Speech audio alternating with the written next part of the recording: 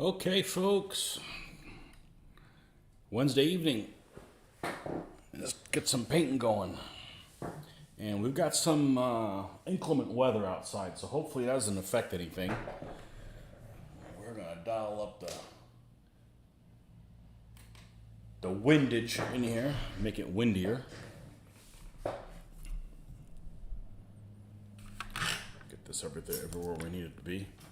So this morning I did a unboxing video yesterday on these Forged in Battle figures. And honestly, they're beautiful figures. They may be the best looking figures I own. So, but I don't think that they're so nice that if you mix them in with the other stuff that I've got going on, it's going to really make them look like garbage, because these Gladiator figures are really nice figures as well. But they're size compatible. So what I did this morning is I've got 4 Gladiator guys completely finished. So I'm going to paint 4 of these and then put them together on a stand, because it's going to be one of each guy. So there is a method to my madness. And I'll tell you a little bit about the method of the madness. It's going to be all these guys. Of course, all these guys are horse archers. But these have another weapon that is more prominent than the bow. So for instance, all 4 of these guys have javelins. So because of that, the other guy that's going to be on the stand is going to have a bow on purpose. So you have a javelin bow. If you've got a guy with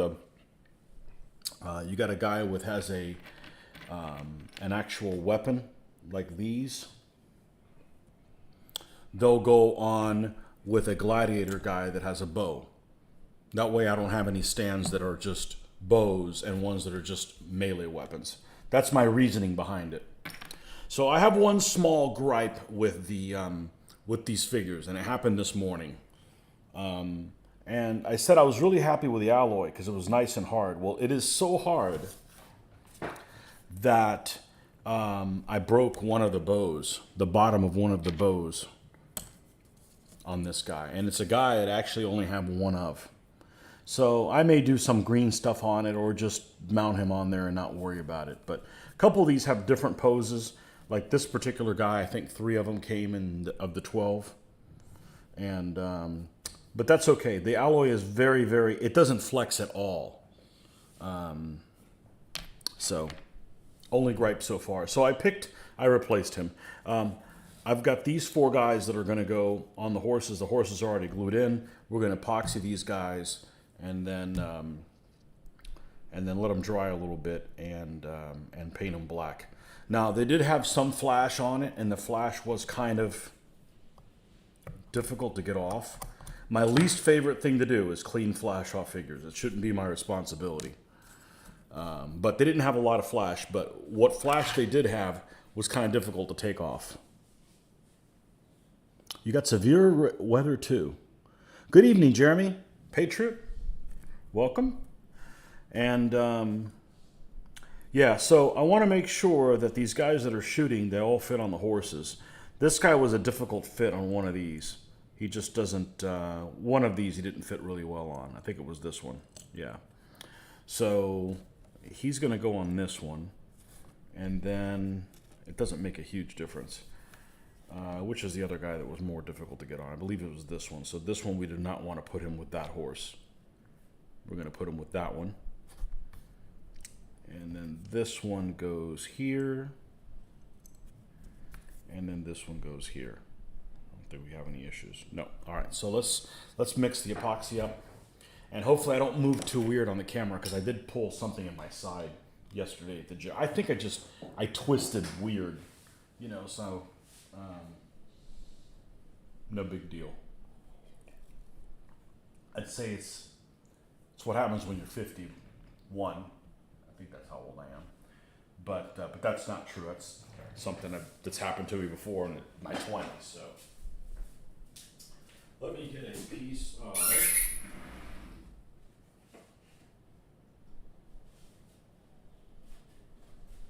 cardboard.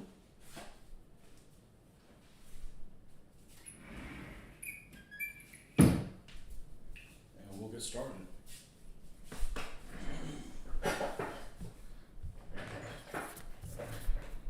But I'm not one that's like, oh, there's these new figures from Forged in battle. Let me throw all my other ones away. No, no, no, no, no, no, no, no, no, no. No, no, no. They can get fixed in. I mean, if I have figures that look terrible and I hate them, yeah, I'm not going to paint them, but I don't mind using old figures with new figures. Coruscant's 100 Years' War archers had the same issues. Well, one thing I'm going to tell you is, and this is, I'm not going to knock Coruscant for this, but Coruscant's stuff is all over the place. Some of their horses are just, they're like stretch limos. And,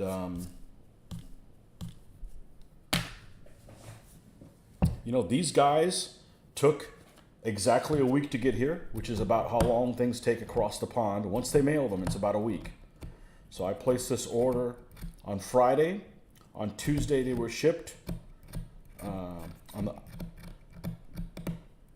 placed the order on a Friday. On a Friday. After I looked through the vendor hall and saw that nobody had these guys. Placed the order that night. The following Tuesday, they were shipped. And the following Tuesday after that, they arrived. Mr. Nordic, welcome. So that's pretty typical for in my experiences, stuff across the pond. Essex Museum, those two guys for sure. If they mail something on, usually you place an order and a week later you get it. So I suspect that they didn't work over the weekend and they had to spend them. That's about when I expected to get them. So all is good.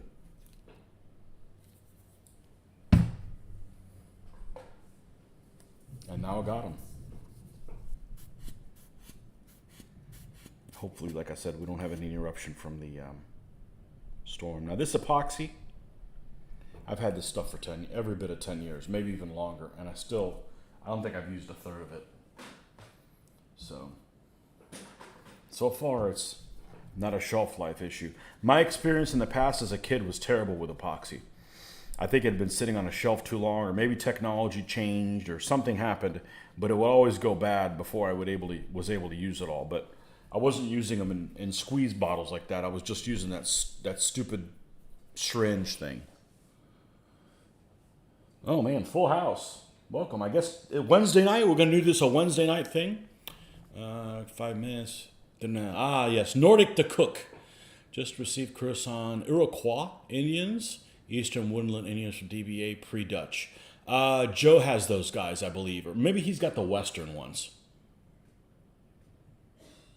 First a foot horn blower and now a mounted one. Yep. As soon as I saw that, I even mentioned on the video, that's Rick's favorite guy. And you know what? He is pretty cool because for a couple reasons. First of all, you don't see guys that play the horn very often. And second of all, when you bring them on the field, it's an excuse to make horn noises. I mean, that's why I play war games, to make silly noises. Don't you?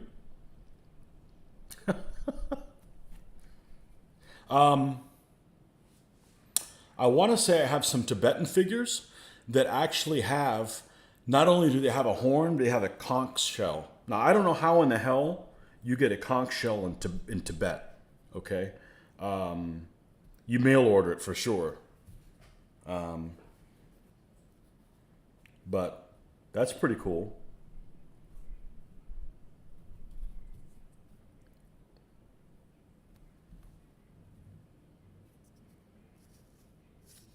This guy's got a haircut like Ming the Merciless. If you don't know what that is, well, go get educated. Mr. Joe. Joe who? Joe Coton.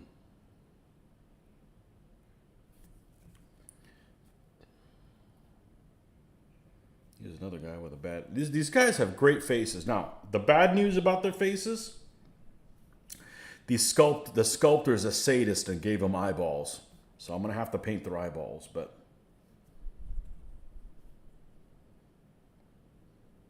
Yeah, we're going to have to come and visit you.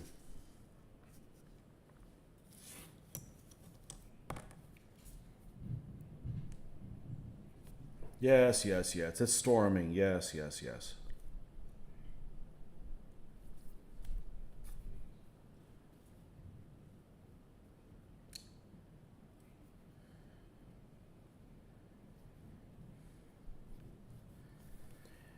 Give these guys a glue turd and then push their ass into it.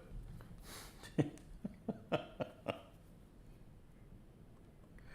I remember one of the legend story about the Huns, I remember reading a long time ago, or told to me, is that these guys ate raw meat and they would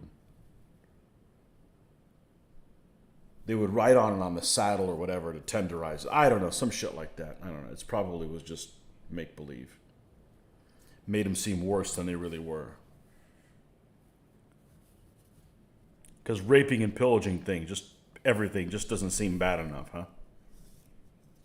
All right, I think we got that guy centered there. Okay, that guy's good as well.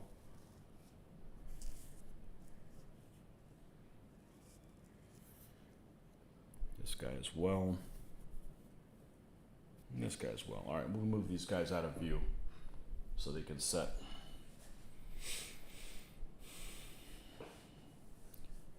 Oh, yours are Eureka.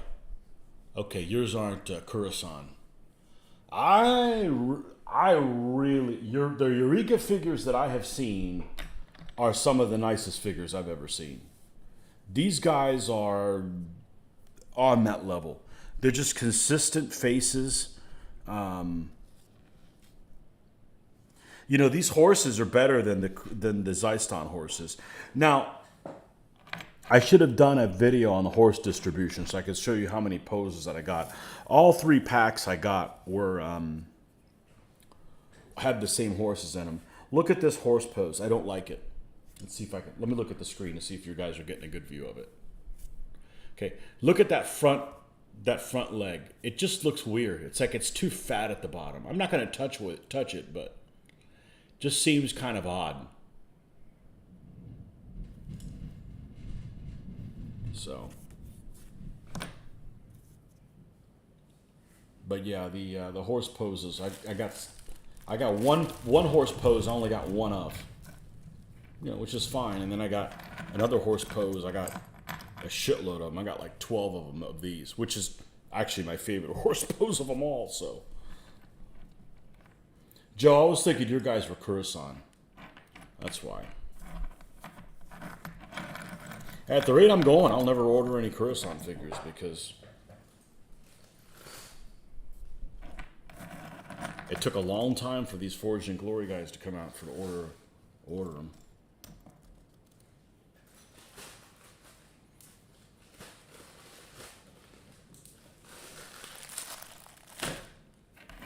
But I love doing the figure reviews. I do it. That's why I thrive on that. Okay, so these are the ones with the mixed weapons. We're going to put these guys with the mixed weapons all together.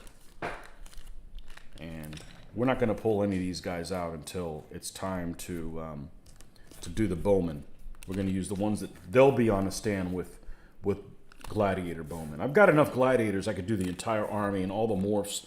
I could probably make 16 stands of light horse just with the gladiators. So,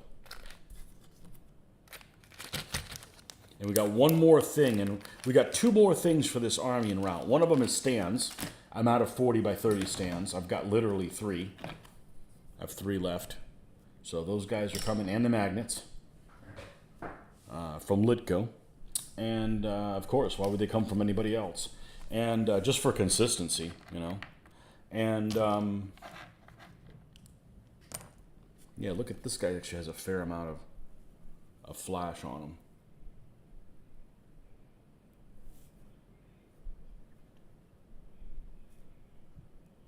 And actually has a lot of flash on him.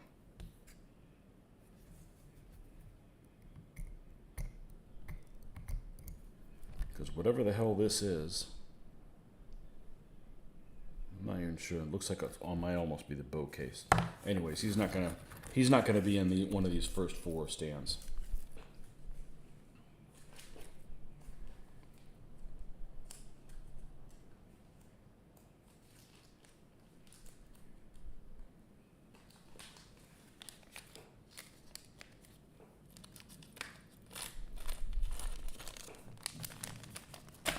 All right.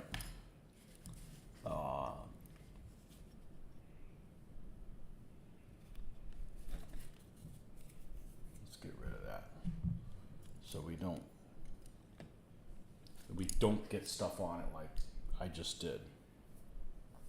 Not a big deal because it was set, but I don't like making messes. I take my glasses off and I can't see something past 3 inches from my face. Actually, it's more like 6, but all right. These guys are drying over here.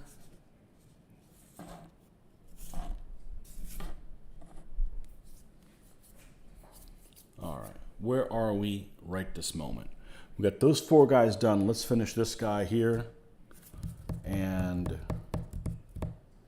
actually finish this guy. I probably should glue another guy down. Oh, but this guy will have a mixed weapons. Yeah, because this is an actual bow guy. Let's finish painting this guy and not worry about that just yet.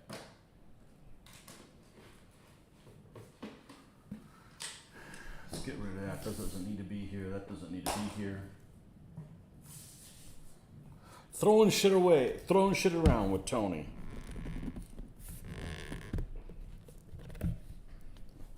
No mold. I don't know what these folks did, but they fixed the mold issue. Or is it the magical penny? Well, regardless, I'm going to go ahead and fill this thing full of water. Make sure we're totally ready to roll. I'll be right back. I put my glasses on. I'll never make it out of this room without glasses. Be right back.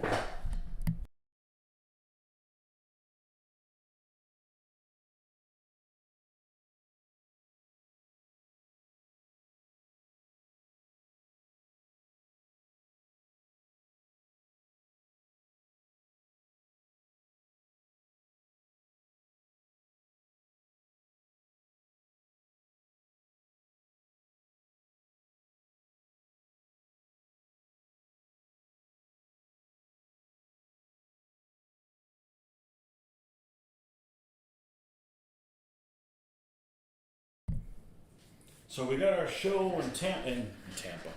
Show in Tampa hasn't been in years. Show in Orlando, Kissimmee, right outside of Disney World. And a little bit less than 2 months. So we need to get these guys done for that. And likewise, I can get these guys done so then we can work on something else. And I have no idea what the hell that's going to be. But I do not suspect at this time I'm going to have any trouble getting these guys done because I've been on a tear lately. That's good. But if you guys like the Historicon video walkthrough, we'll probably do one of those for our show. Although our show is significantly smaller. Significantly smaller. Well, I would say it'd be a tenth of the size. But maybe not a tenth the size in attendance, a tenth the size in maybe not even a tenth, maybe a fifth the size. It won't be a 1 hour long video going through all the vendors, let's put it that way. But it seemed like people enjoyed that, so we'll do that. And I don't think I'm going to play DBA the entire time. I'm probably going to forego one of the DBA games. Actually, I know I'm definitely foregoing one of them because I'm going to try something new. I'm going to try something new, and hopefully, it does not lead me down a rabbit hole. But on Saturday morning, I'm not going to be playing in a big campaign game, so cannot wait for the walkthrough videos. They were fun as shit to do. I think Mitch really enjoyed them. If you like looking at Mitch's backside, you're in heaven. You like the CNC game, huh? I didn't like it using the miniatures because you had to kind of mentally squint to kind of process what everything was, where it's a lot easier to see with the blocks. With that said, it was awesome, and my Austrians just kicked ass completely. No, not my Austrians, because they're not my figures, but yeah. I like to play Austrians, and they kick total ass. I got some good card pulls. It was a lot of fun. I've always liked the order system with that. I always like the order system with that. But it is significantly different than the Ancients ones. It's much more complicated than the Ancient one. Multifaceted than that. But anyhow, one thing I had been talking about doing for a long time, and I don't know if this will be a dead end or not, but I had thought about doing it for a long time, is some skirmish game in an alternate reality. And the alternate reality is basically a Victorian period type of skirmish game, where it's kind of like World War One, but it's all the nations against each other kind of thing. So if you can imagine like a cross between World War One, Pig Wars, and a colonial game, that's kind of what I'm looking at. And I'm just, I'm always concerned about trying to learn a new set of rules because they're too complicated. I'd rather something really simple that you can add things to than start really complicated and working its way down. And, the figure commitment and that kind of stuff. So there's a set of rules that just came out recently by the guys that do all those pirate games, by the people that do Blood and Plunder. I'm not interested in pirates at all, which is funny because Mitch isn't interested in pirates either. I'd always want to play the guys that would have to hunt the pirates down, so that doesn't work really well, like nobody wanting to be the pirates. But anyways, they came out with a Victorian set of rules that covers everything from the 19th century. So I'm going to try giving that a shot in one of the demos. And if I really like it, I've watched pretty much every video they have out there to watch. And some of the videos are like really, really, really, really, really, really, really, really short. I mean, they're like a 2-minute long video. Like if you're going to make a video, it's 2 minutes long. I mean, you're like giving me ADD, not making the video longer, But anyhow, they probably get more views that way because a lot of people have short attention spans. But I've watched basically everything on there. I want to play a couple of games. Of course, they play in 28s. I'm zero interest in playing in 28s. I would be interested in doing it in 15s, individually based.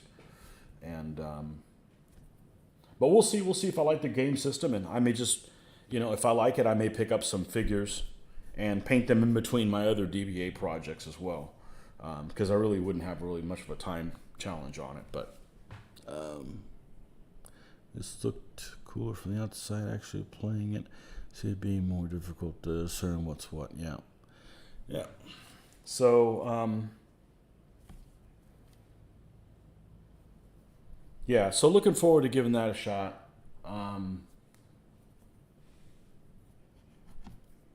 And just kind of using that as a base game. I don't know if the game is meant for tournaments. You definitely can build forces with points. I'm not interested in that. And some of the factions, we'll call them factions. Isn't that a Games Workshop type of thing? The factions. Some of the factions that they released with the game they're just ones I'm not even interested in. And kind of a strange choice for why they did what they did. But, they got stuff from the 1830s all the way into basically 1900. So there's a lot of different stuff. I'm not worried about things being balanced. I would just, I'd be interested in doing something around 1880, 1890. Nothing more modern than that. So we'll see. We'll see how that plays out. But the nice thing is the units are like 6 figures. So how hard would it be to paint groups of 6 figures in 15 millimeter? Not very difficult. And they're based individually. So it's like I can just leave them on the pennies that I glue them on, So.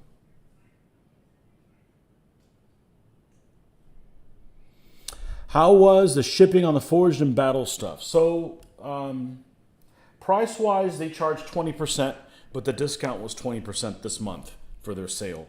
Well, I'm saying this month because it was a summer sale. I don't even know if it's still going on. So I basically got free shipping.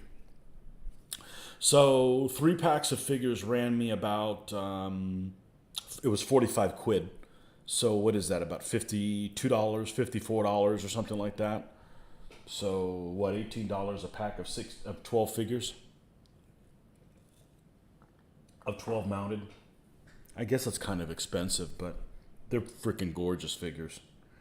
They're gorgeous figures.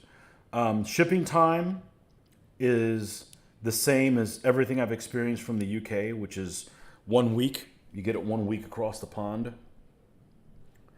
There was a little bit of a hiccup on that 1 week time period around the time of the pandemic, when the pandemic was first starting. That kind of threw a hiccup into that. But generally, that's pretty standard across the pond is 1 week. So, which is kind of annoying because it's better service than I get from the U.S. suppliers. You know, maybe we got lazy people here that just don't want to ship the thing out. Maybe it's so unpleasant to go to the U.S. post office to mail something that they procrastinate. Well, that actually would be a good reason, because it is very unpleasant to go into the post office here in this country.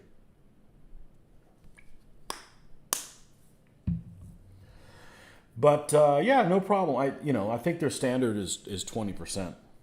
I don't know if they have a minimum, because 20% is not bad, but if you order 20 packs, 20% is outrageous. So I don't know if they've got a cap on it or something like that, but I was really happy with the figures. Their alloys, a little brittle, and like I said earlier, I don't know if you were on here when I said it, but one of the bows actually broke on me. I think it's something I can fix. The bottom of one of the bows. So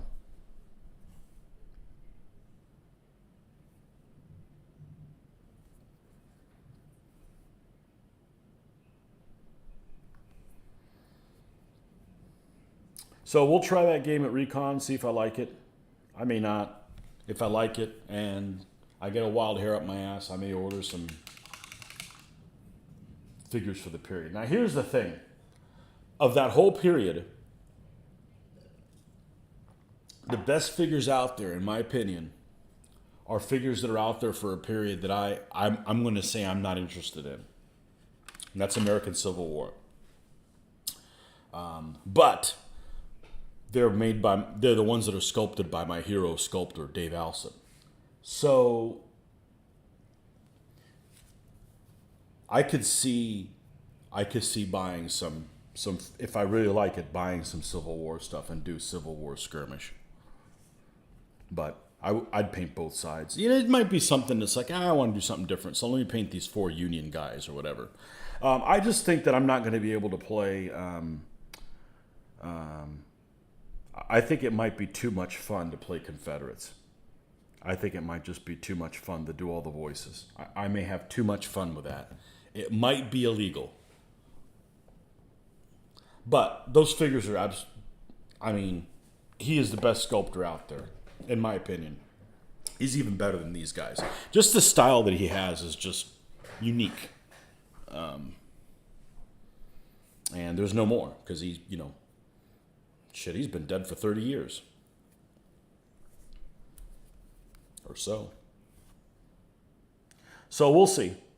If the game totally sucks, I don't like how it flows, well, that's the end of that. But I like to fantasize about stuff, and maybe not even do anything with it. But I'm not painting 28mm figures. End of story. I'm not going to live long enough to get enough of them done. They just take way too long.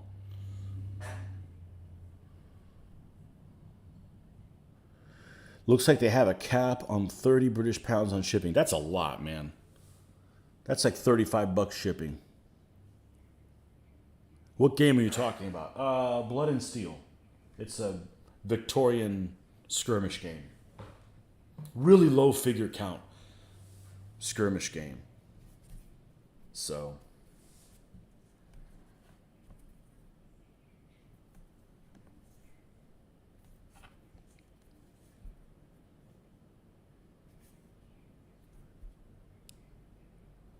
but in 15s.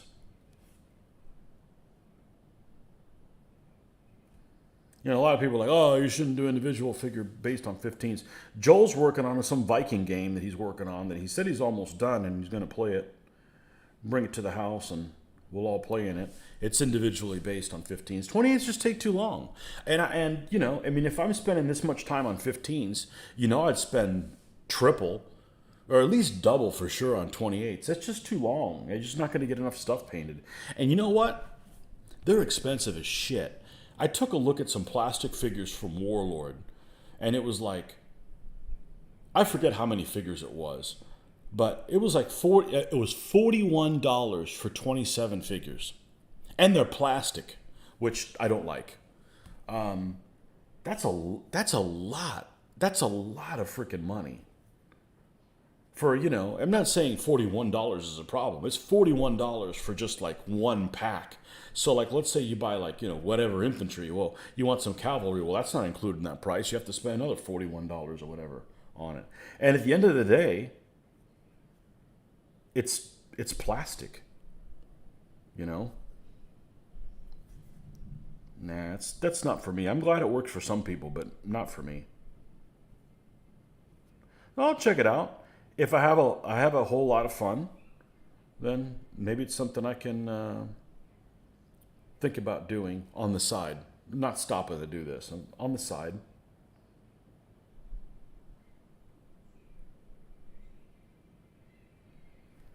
Besides, if I do 28s, what if I hate how my 28s look? There's some freaking pro people doing 28s. So I'm real happy with how my 15s. I can pretty much paint anything in 15s and 20 mil and be real happy with how they turn out. 28s just take way too long.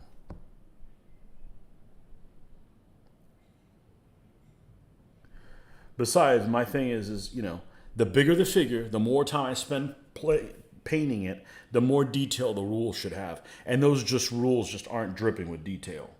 They're kind of quick play.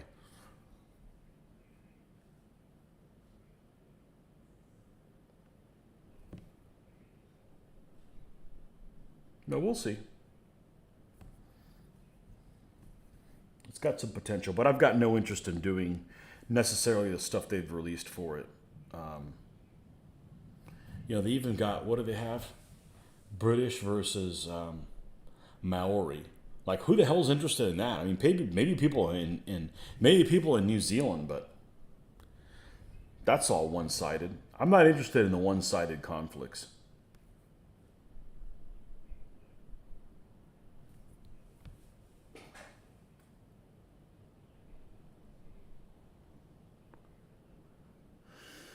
You have no clue where you're going to store Lion Rampant 20. Why are you doing it in 28s? You have a bunch of those fantasy 15s you could be doing it in.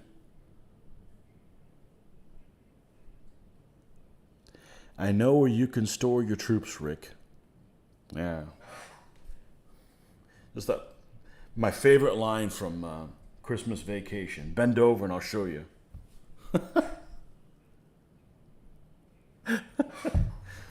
Bend over and I'll show you. I thought you were doing them in 15s, Rick, because you've got all those. You got thousands of figures.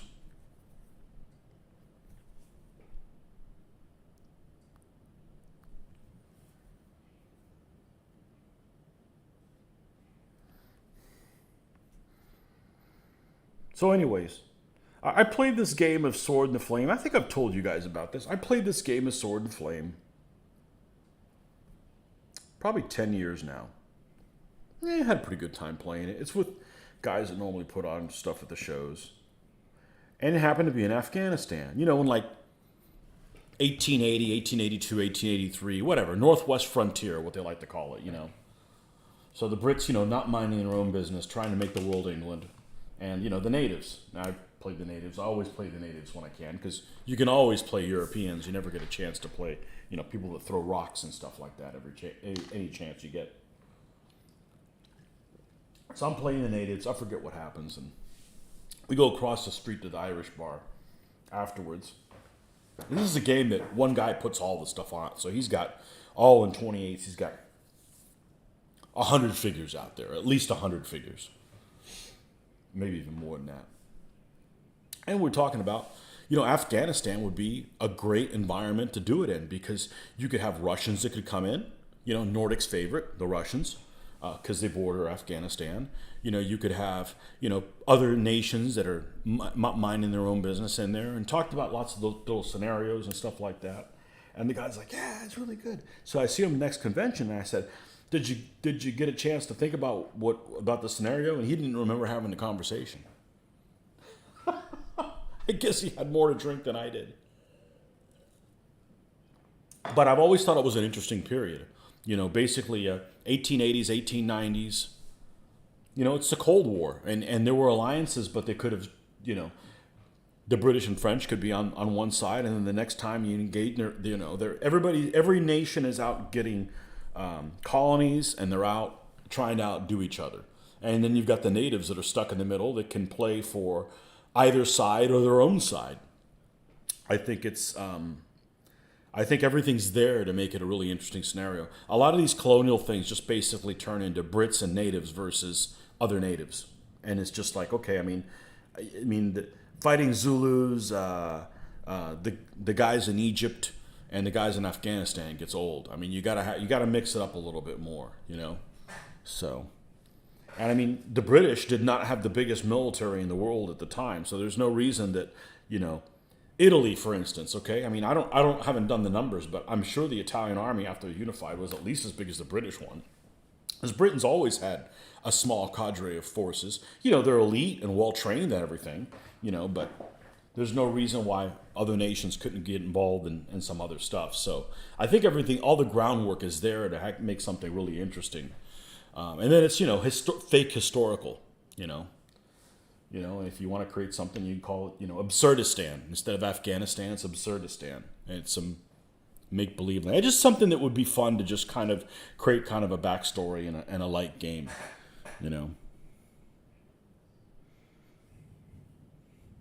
I know for some reason I want to do 28s for line rampant on round bases. Even for the mounted? I was thinking I could do mounted on these bases. Well, not these. I mean, we'd get legitimate bases. I don't know if I'd do them rectangular. I like the idea of round bases. Obviously, the infantry ones would be smaller. Kickstarter awards for miniature building authorities last project year.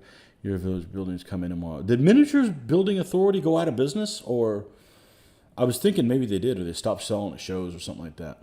Well, Ben is doing rampant stuff. Designed and manufactured here in the U.S. That was the goal for them to do everything here. Oh. Well, they're out of Atlanta, Georgia, I think. Or they used to be. They just do everything in 28, so, like, I'm out.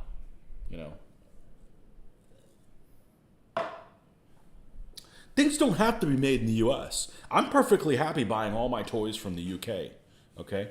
I just don't want to buy shit from China. Welcome, Siren. I don't want to buy them from, that China. They can make them all in Taiwan and our friends in Malaysia, India.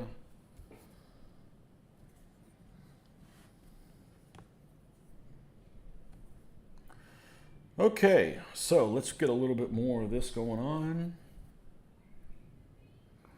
So that's something I'd like to try at the next show. And I'm probably going to catch flack on it. You're not playing DBA the whole time? No. You play other shit sometimes too. Maybe I'll hate it.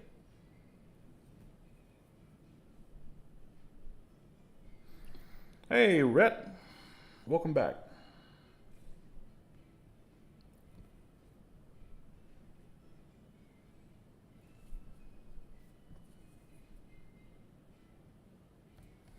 I don't have a problem playing with somebody else's 28s. I'm just not gonna live long enough to paint them, to get enough of them painted. Besides, somebody's got to paint a scale that's not 28s. Might as well be me. I was just floored how expensive they were, with them being made of plastic. So I'm thinking, oh, they're plastic figures. They ought to be a third the price. Apparently not. Dick Kirk Steven goes to Gen Con. Yeah, the fact that I caught their booth in your Historicon walkthrough video, they had some new stuff on their tables, but yeah, they seemingly abandoned 15 mil. Yeah, well, you got to do it, whatever sells, if 15s isn't selling,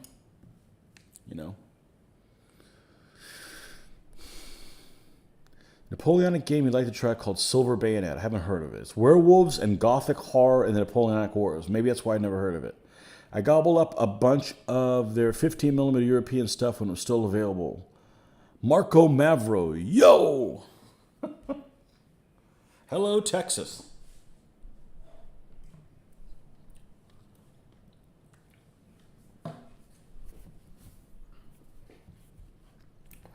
All right. So that's the plan. We're going to get this guy done, and then we'll do the Huns that will finish up these 5 stands. We get them based. I want to see some of these guys based because they look great so far. They're going to look even greater once they're based. I hope. I hope so. All right. Let's use a light color for this. This is a job for, is it the skeleton bone? Where's that skeleton bone here?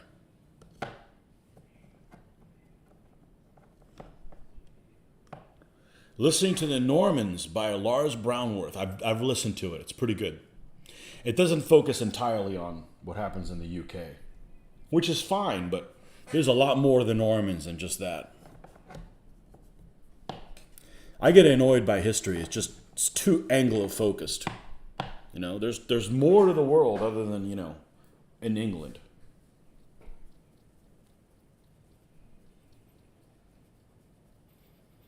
When did Rick become Scott Hall? You lost me. Yeah, that Norman book's not bad. I want a whole book of that depth just about the guys, the Normans in Italy. That's where the meat and potatoes is, right there, as far as I'm concerned.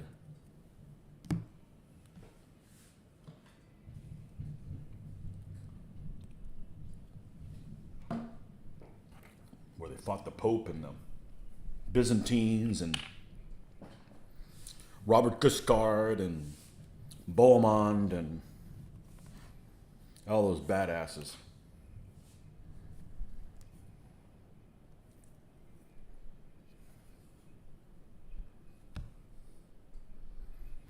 Yeah, Guiscard was badass.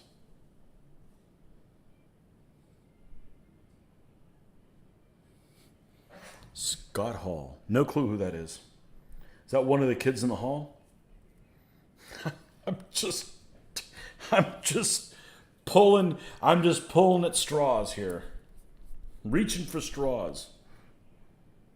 Somebody give me a lifeline. Scott Hall. That Monty Hall's son? Scott Hall was a wrestler, and his catchphrase was, "Hey, yo." Well, I don't mind not knowing anything about wrestling.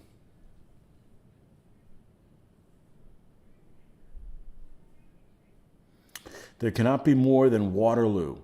40K is Waterloo with lasers.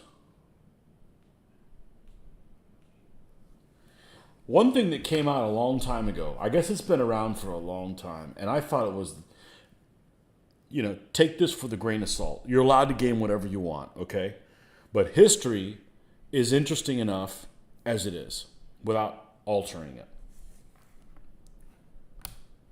And fantasy is okay, but mixing the two, I'm not talking about, you know, imaginations or anything like that. I'm talking about Slaughter Who. What I heard about Slaughter Who, I'm like, who the F would play that? And I'm like, if that's your thing, that's cool. But I'm like, putting freaking orcs in Napoleonic uniforms, that's just... I'm sorry, I've never done those drugs before. Hey, if that's your thing, cool. But I'm like, I don't know how that would appeal to anybody. But...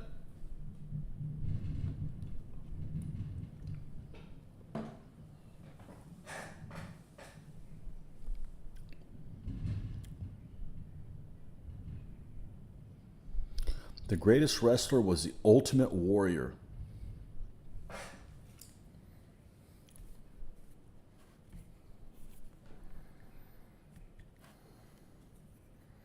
I don't know shit about wrestling.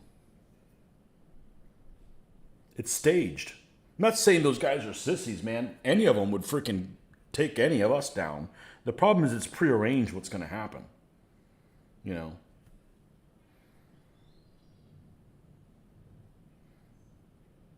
It's like the original reality show. Oh, we're watching things unfold. Bullshit. It's already been prearranged.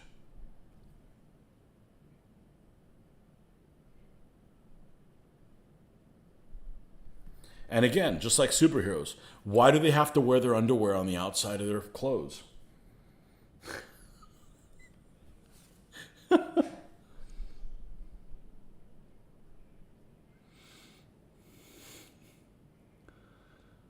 Uh-oh. We're going to have a throwdown with a throwdown. Let's see. Your history doesn't need breast augmentation.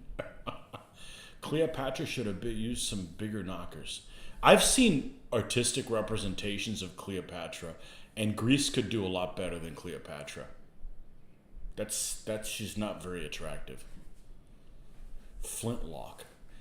Maybe Slaughter Who is a modification for Flintlock? I honestly don't know.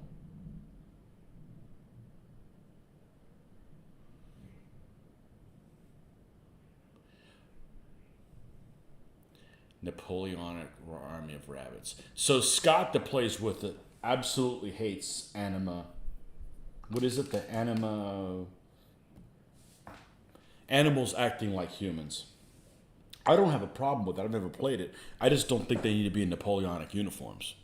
I think they could just be... Eureka makes some cool stuff. Eureka makes like freaking frogs and stuff, like big bipedal frogs, and they ride a big turtle. I don't know what game that is, but that's pretty freaking cool, you know? Because think of the noises you can make for that. But I wouldn't want them dressed up like, Napoleon. I mean, why Napoleonic times? Why not World War II? Why not have them dressed up like, Romans? I mean, where does it stop? Welcome, Kevin. We're just talking about all crazy shit. Does Cleo get 4 plus the dice for those knockers? Yeah.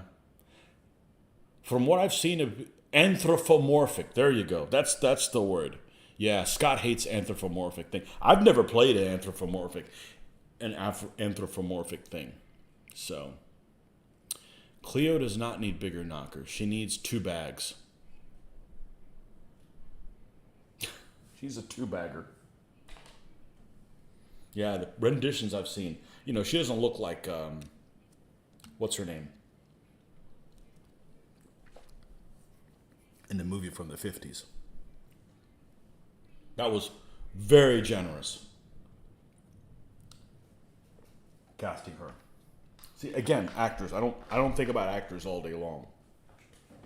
Especially dead ones.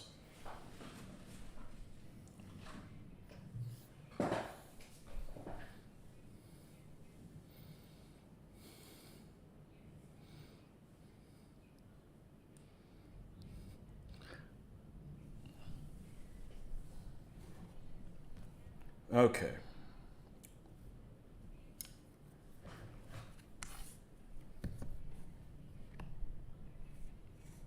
What's her name? Well, I want to say her name's Victoria. No. You know who she is.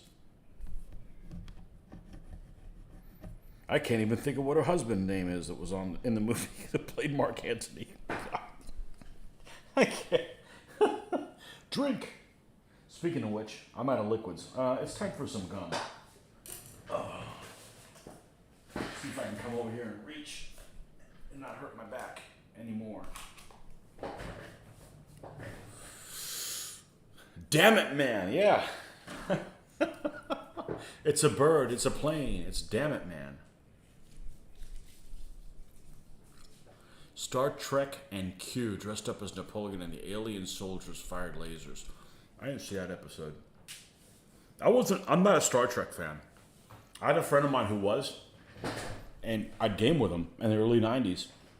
And after we're done gaming, we'd have to sit down and watch frickin' Next Generation, right? And I saw that one episode where Q's in it, and he turns the bitchy redheaded doctor into an Irish setter, and she was like bitching about something. He snapped his fingers and he turned into an Irish setter, and she started barking, and I thought it was hilarious. But other than that, Richard Burton, yeah, Elizabeth Taylor. There we go. Elizabeth, not Victoria. Yeah, I can't think of what her name is. Yeah, that was way generous. Way generous. Representing Cleopatra with Elizabeth Taylor, because, you know, Elizabeth Taylor was a knockout way back in the day. Oh, I do not have my computer plugged in. Well, that's a recipe for disaster. And every rendition I've seen of Cleopatra was not my type, let's put it that way. Two-bagger.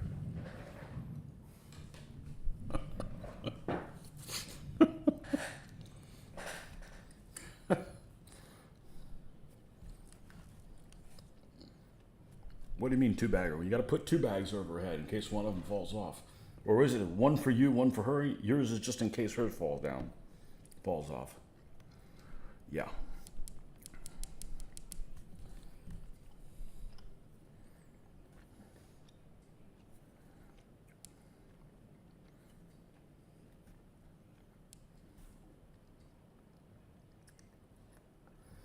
Just like in Rome, I don't think she was very good looking in Rome. I think maybe that's more realistic.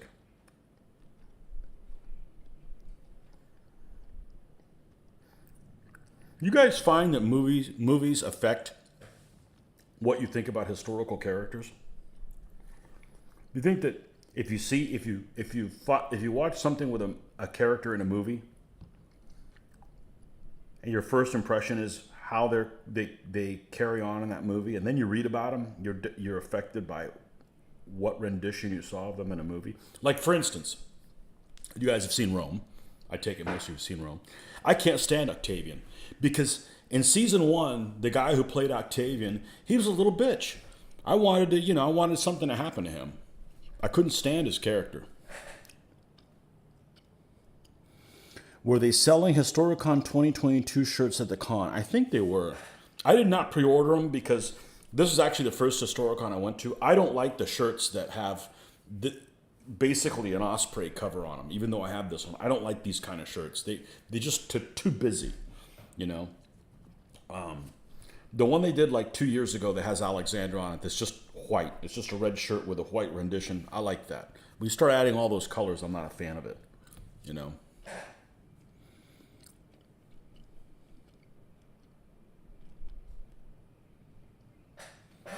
Yeah, I think she was more accurate like that. But I could not stand the frickin' Octavian kid, so I'm like, you know. And, you know, I'm a fan of what's his name. Here we go again. The guy that plays Mark Antony in it. He's awesome.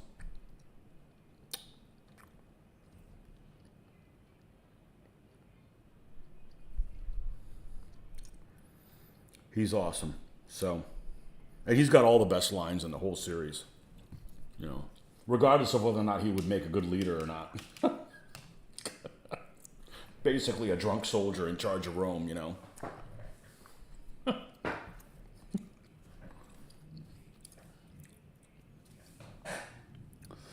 Patton is a good example of movie influencing a viewer's perception. The real Patton had a hugely different voice. The real Patton had a shitty voice. I'm just come out and say it. I mean, Patton was awesome, okay? But he had the voice of somebody who shouldn't be around children. Whatever that means, okay? Just saying.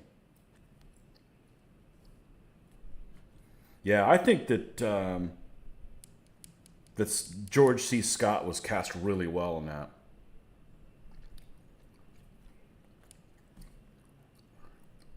I mean, it's not a wonderful movie because a lot of the details, you know, if you look at it from a war movie, I don't think it's a very good movie.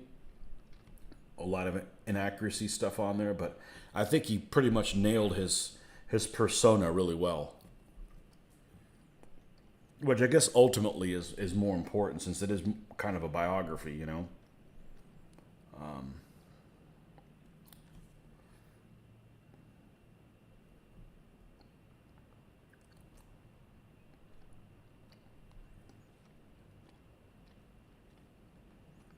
Yeah, I like that part where he's getting attacked by the German bombers, and the German bombers are doing a strafing run. You know, you got Heinkel's that are doing a strafing run. He's like hiding from the bombers that are strafing. It's like, come on, man. Really?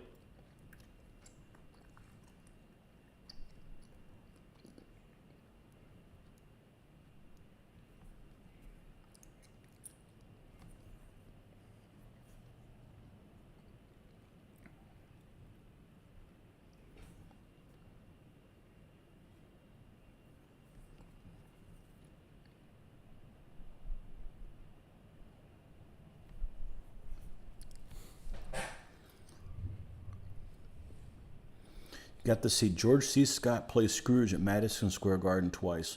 Was he good? Kids stay away from Uncle Patton. Yeah.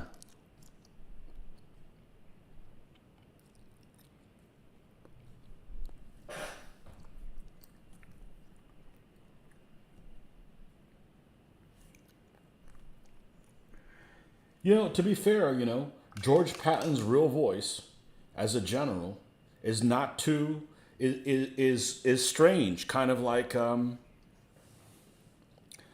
Mike Tyson with his voice as a boxer. I'm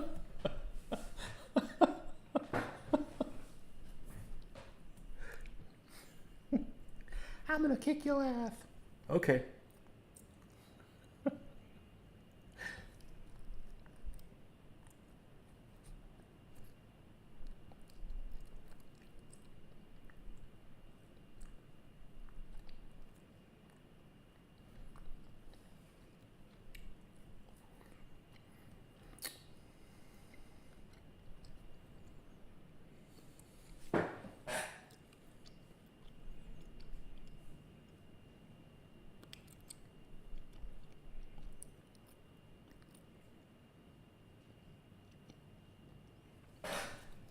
So he was good in that, huh?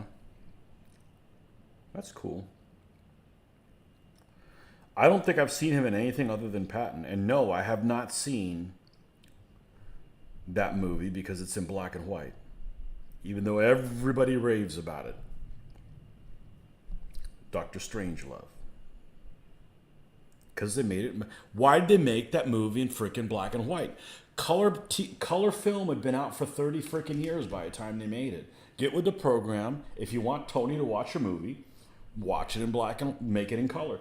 I don't mind seeing old movies. As a matter of fact, there's an old movie just today that I found that is available in great quality, and it's a color movie, on YouTube for free. And it's a movie I've been wanting to see for a long time, and I watched the first third at lunchtime. Third, 25% or whatever. 55 Days of Peking. And I'm enjoying it so far. And it is done really, really crisply. Like, it's not grainy at all. So, I can't wait to finish watching that one. I'd never seen it before. I didn't try to avoid it. It just wasn't being shown. I've just decided to search on YouTube and see if some guy had put it up there unrealistically. Not unrealistically, illegally or whatever, and they did. So I will watch their illegal thing. Yeah, I've seen Casablanca. I don't like Bogart. I went there.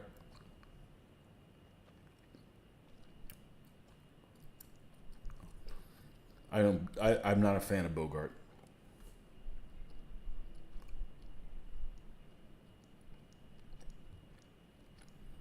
Even though I've seen him in 3 movies. 2 of which were in black and white.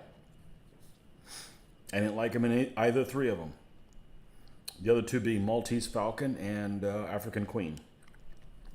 I'm just not a fan of his.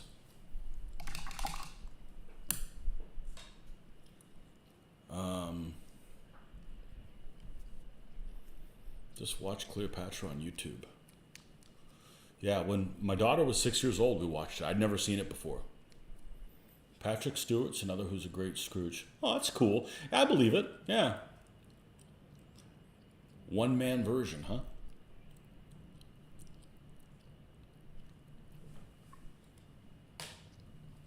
Yeah, my daughter was like 6 years old. I had never seen Cleopatra because I wasn't into ancients.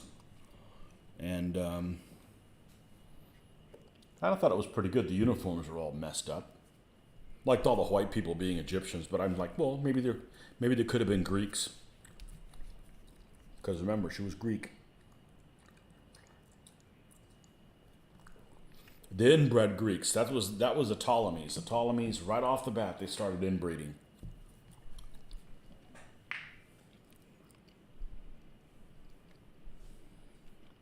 One of your favorite classic movies. Yeah, I can't stand his voice. I can't stand Bogart's voice.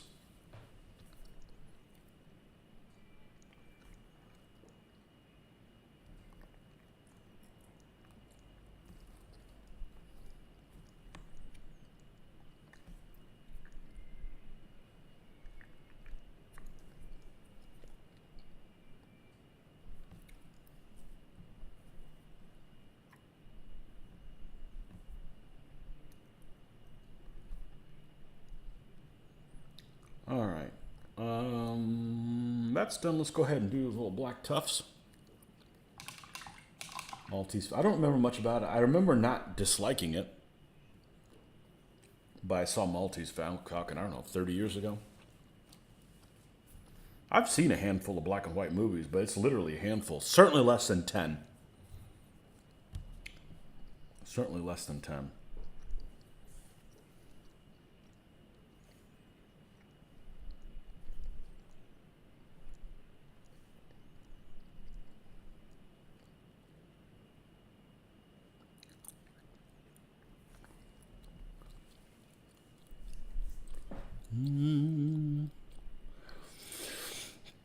Clay S. started gaming the Sword and the Flame rules. I have a full set of Boxer Rebellion armies, 15mm Frontier miniatures, all mounted on pennies with with Play-Doh. Great rules. I played it a few times. I enjoyed it. Boxer Rebellion. Yeah, I could have fun with that shit. I'd always want to play the Chinese. Oh, you fuck up now. Maureen O'Hara, my favorite old-time actress. I don't think that I've seen her in anything because I haven't seen that Civil War movie. Like Bogart's Sahara. Yeah, I've heard about that movie. I haven't seen it yet. Yeah, I'm enjoying the Peking movie so far.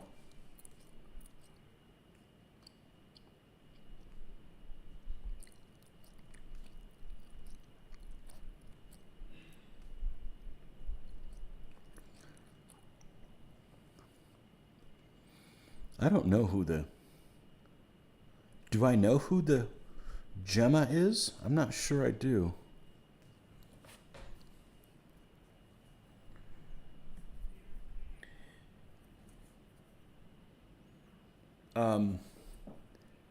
Karen is very, very strange to watch on interviews. Very strange. I can't figure out if she is just a total fake or way over the top. I don't know. I mean, her interviews, and she's attractive. It's got nothing to do with that. She's also frighteningly tall, but which is, you know, anybody who's taller than me, and I'm, well, 5'11" and shrinking. You know, I find frighteningly tall. She's like Harrison Ford in interviews, but the opposite. Where Harrison Ford in an interview is just like a train wreck, and he is the most introverted person, weird, can't stand being inside his skin. You know, for somebody that plays so many cool characters, he is like a freaking nerd burglar, like dickhead. Like, I wouldn't want to meet him. I have no interest in ever. Well, I'm not interested in meeting celebrities, anyways. But that's beside the point. And she's over the top. She's like overly friendly. I don't know. It just seems really like just strange. But you know, that is why they call it Holly Weird. So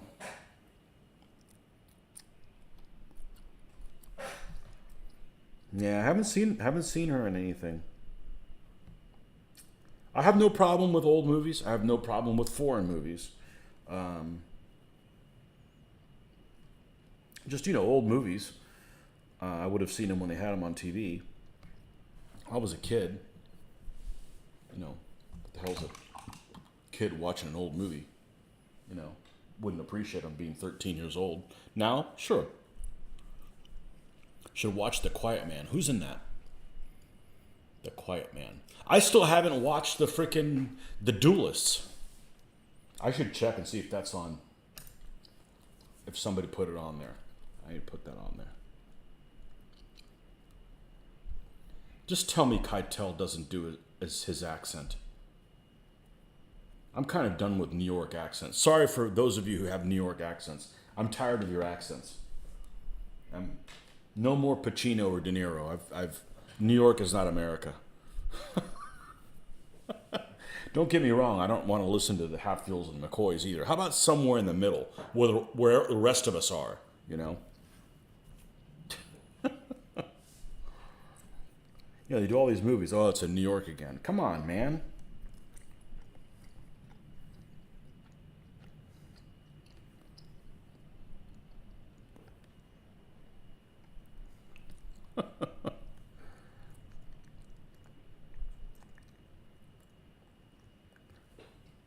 Wow, that's a weird color sky.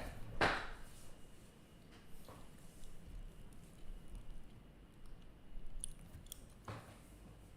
see if this will come out. It's really weird. It's like apocalyptic yellow. Did they start a war and didn't tell me? Yeah, The Duelist is on my list. I've never seen it. You know, I don't have cable or anything. New York is my America, so I live about an hour and a half from it. Well, we can't be friends anymore. You can have it.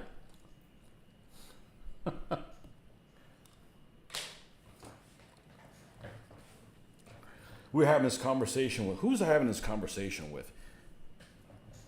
Somebody. And it's like, if you had to live in either New York or California, which one would you take? And I said, if you could deal with not having earthquakes, I'd take California every time. I do not like the Northeast. I'm sorry. And Pennsylvania doesn't count as the Northeast, okay? So I'm not ripping on Pennsylvania, but it's just not my thing. I can't deal with earthquakes though, so, you know.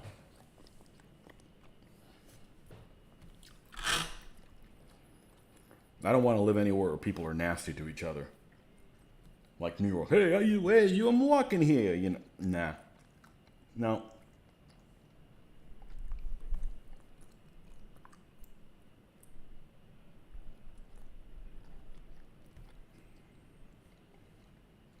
So that's the problem about playing Civil War. If you play American Civil War, it's a lot of fun to play Confederates.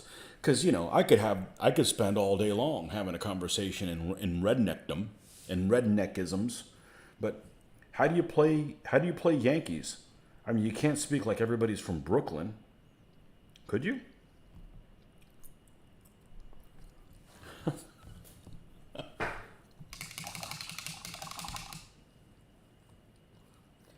I'd have too much fun playing Confederates. It would be illegal.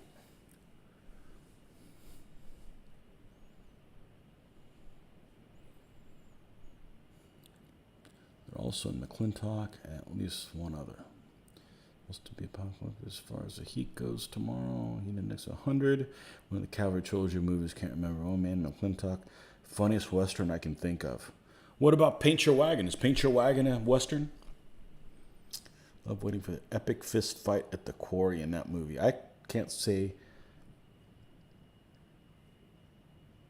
You know, the way I'd watch more Westerns is play Westerns. I played a couple Western games. They're a lot of fun. They're a lot of fun. Wish the weapons had more rounds in them. 6 just doesn't cut it.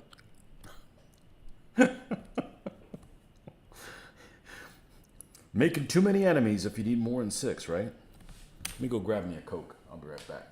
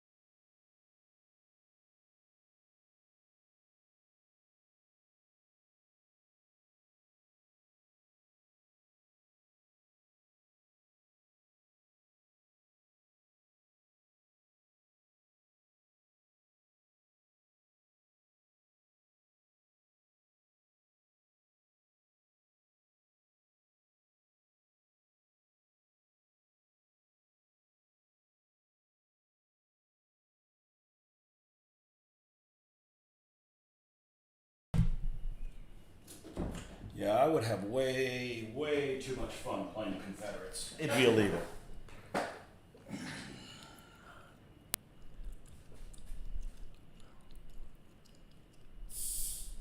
I want to play Talk.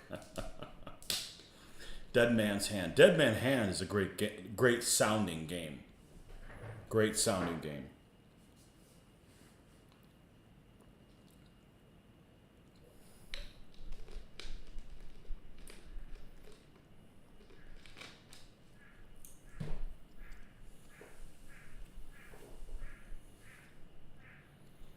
Your company makes the miniatures for Knuckle Duster. Oh, you Knuckle Duster. Which sells the game. Yeah, I don't have my lifetime to paint 28s. I don't mind playing it in 28s. Don't get me wrong. I'll play anybody's figures.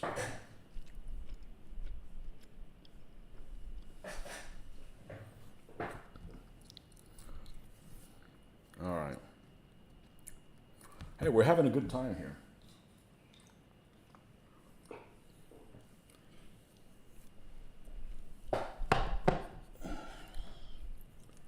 Yeah, that'd be too much fun. Because I work with people with all those silly accents. Because I'm from the South, but I'm not Southern.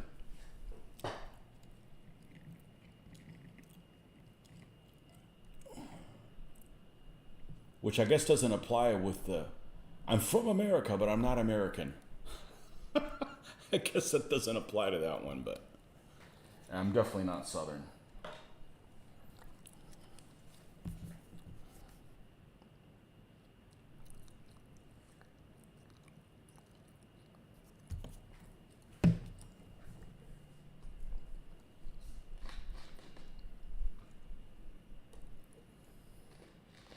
And sometimes you hear something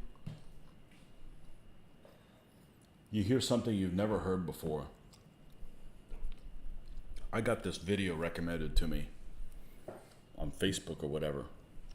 And it was because, probably had to do with guns. So there was this girl that was shooting guns. And, you start watching one thing and you get things recommended to it, and she's really cute. But as soon as she opens her voice, opens her mouth, I'm like, holy crap! Whose brother are you doing? I mean, it was just like, oh my, unbelievable.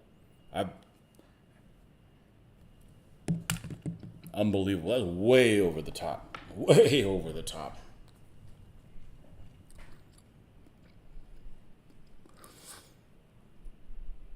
The quotes flow fast and thick. That's the whole point in playing the game. Pull that smoke wagon and see what happens. I don't know what you're talking about. I've only seen maybe 5 Westerns. I started playing Western skirmish games. I'd be more tempted to watch Westerns. It's just, I haven't seen that many of them. We're influenced by our dads. I mean, if you know whose yours is, the people that don't know your dads, I don't think you can be influenced by them. But my dad wasn't into Westerns. He wasn't into sports, so I didn't do either one. So I don't watch sports, didn't watch Westerns. Tombstone. I've seen that one twice.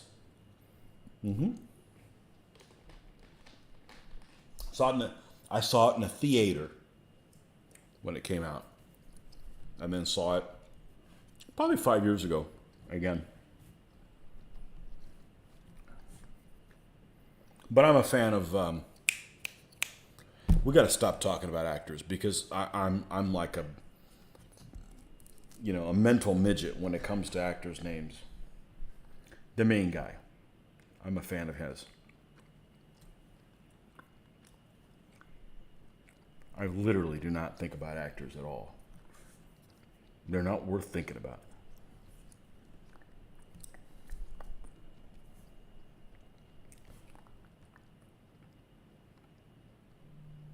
Yeah, I've seen that one twice.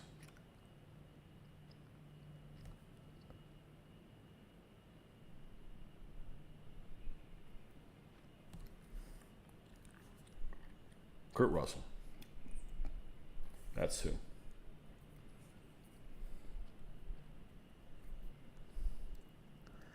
Tell him I'm coming and hell's coming with me.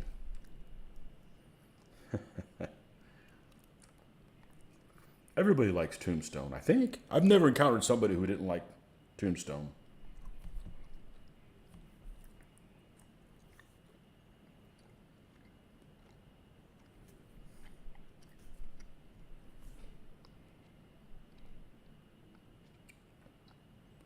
Which means that movie probably made some money.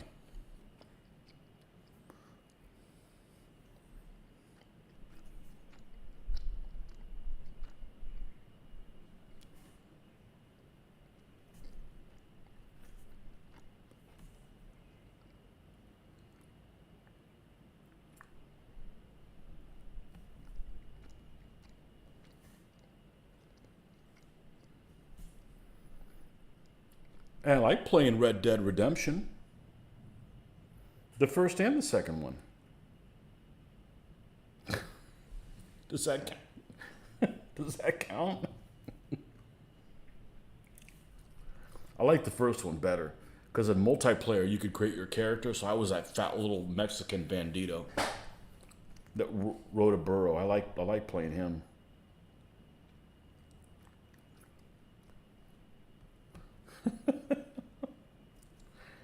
Those games are fun for a little while, and then they're like, okay, let me do something better with my life. Let me do something I have something to show for it afterwards.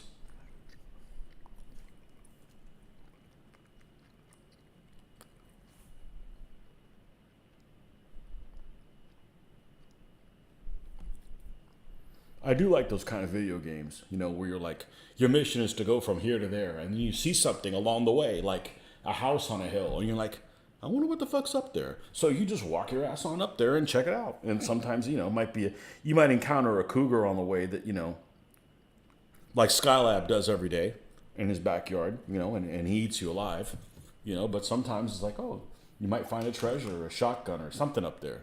I like those free range type games. I can't tell you how many times I've played one of those kind of games where like you're walking along somewhere and you come across a shore and you're like, huh, there's an island out there. Well, shit, I gotta go get on the island. And it might be something, it might be an area that's not playable and you drown, or, you can't find a boat, or,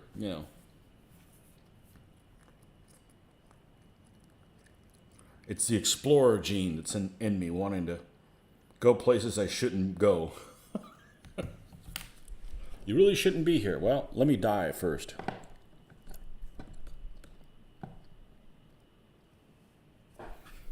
Yeah, I definitely hadn't seen it. I'm not a fan of Henry Fonda. I'm not a fan of Henry Fonda or Black and White, so I haven't seen it. Double whammy. Double whammy.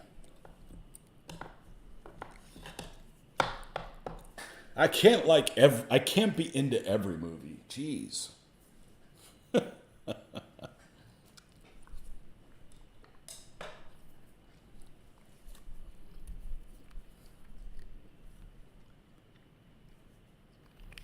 And the real problem is I can't do this and watch a movie. Even one I've seen many times, I just get distracted.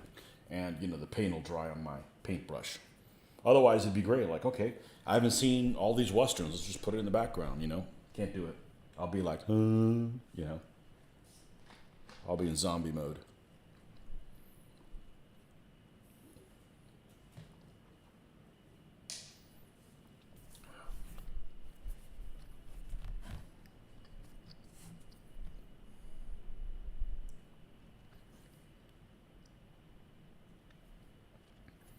All right.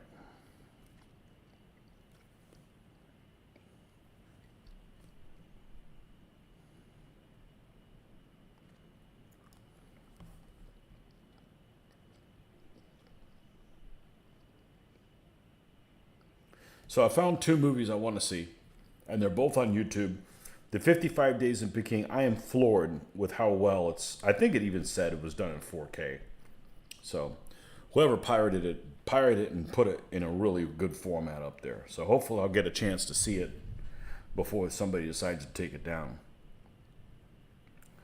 But I'm about a third of the way through that one. And the other one is a movie that I have seen before.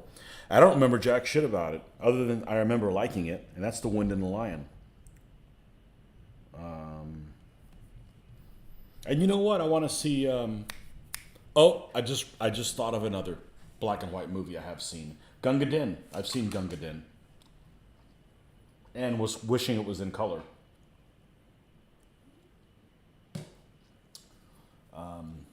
Yeah, I've seen maybe 10 black and white movies. If we're not counting the Stooges. We're not counting Little Rascals when I was a kid. Of course, we watched that stuff when we were a kid because we didn't know any better. There was nothing else to watch.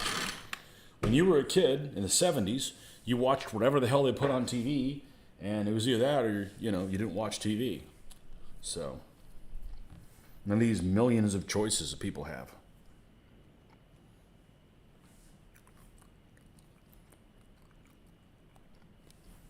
But I was just getting ready to say I want to see The Man Who Would Be King again. I remember liking that one as well.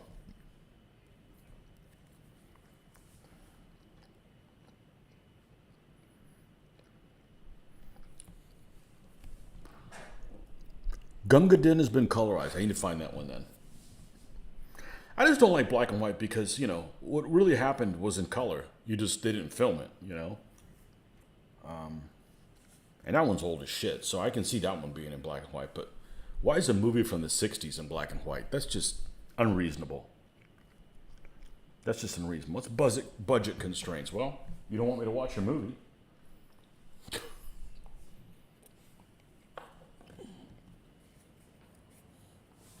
The other old movie that I want to see, and I want to show it to my daughter, is I don't know if it's the original one. It probably isn't the original one because, honestly, there's probably like 13, 14 versions of it, and probably just that many in English, is the Three Musketeers.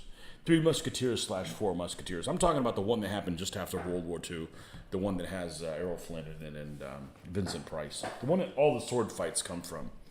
Because, I remember seeing that one time as a young adult and loving it. Turner used to have colorized version of Gunga Din, but the light khaki came out light bluish. Oh, well, they're just French then.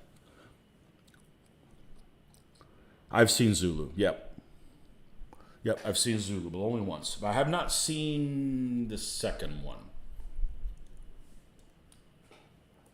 Yeah, I've seen the one with Michael Caine in it. I'm a fan of Michael Caine, so that always helps.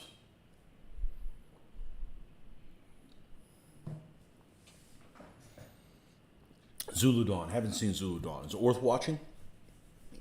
Of course, been so long since I've seen Zulu. I'd have to see Zulu again and then see Zulu Dawn, right? One right after the other. Actually, I want to get some troops together to do the Anglo-Zulu War. Yep, I want to do that period. I just don't want to do Britain versus natives. I want to do Britain versus Italy and France and Germany and the pesky Russians and Zulu Dawn technically happens first. Okay. Well, but the movie was made afterwards. It's probably more important to watch it in the order that the movies are made than in the order that things happen historically, because if you're a historical minded person like we all are, we can handle with things jumping around and not get confused.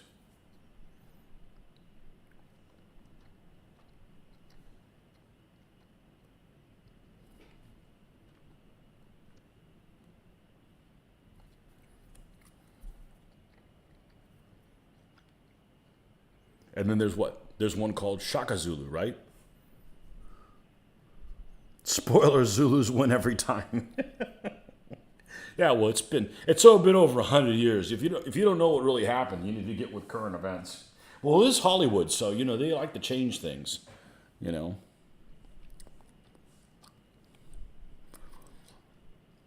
Gross, welcome.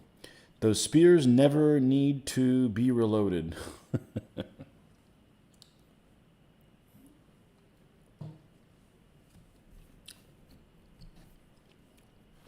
And I've seen Khartoum. I don't remember it. I'll watch movies and rarely do I rewatch a movie? I'd rather do something else than watch a movie. Now, when you were a kid, you'd rewatch movies because there wasn't anything else to do, you know? You finally try your hand at some Bacchus 6mm stuff. I've seen some of the 6mm stuff. Looks really good. Done up.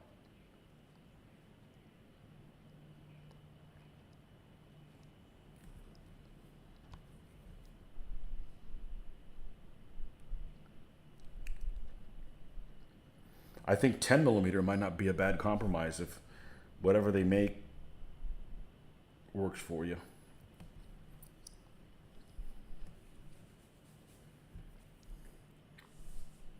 And then what is this new scale they tried to introduce? 12s? But that might just be a Warlord only thing. I think it's 12. I think Warlord was the one that did 12s. Where they just, I guess they're creating some of their own products so that you have to buy them directly from them. Like, isn't that their what's their naval game, whatever it's called, War at Sea or whatever, where the ships come in a weird scale on a flip flop? You know, they're like molded on the ocean with like a flip flop. Cartoons were even less available in the 60s. And you can't find all those Bugs Bunny ones we grew up with, and those are awesome. Those are freaking great. I go out of my way to show her those to my daughter. See, this is the stuff we used to be able to laugh about that people would have to go put their pink hat and go cry in a corner.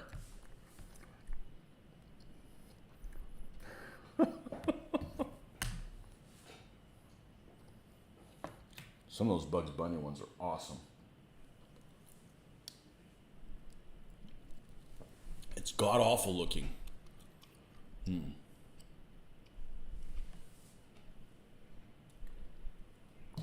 Don't they have all their figures molded in line, which I think actually is a good concept, but pick a scale that people can like add other things to, but I don't know.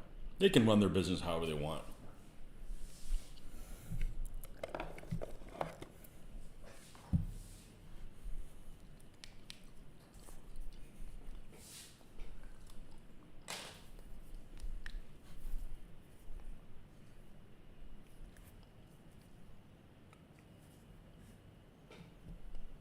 My favorite one of those old cartoons is Bugs Bunny and the Bull. That's freaking classic.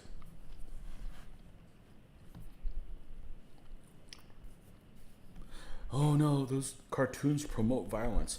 That's funny. When we watched those as kids, we didn't shoot at each other and we didn't kill each other in schools. You know, and you weren't getting blowjobs when you were 9 years old. It's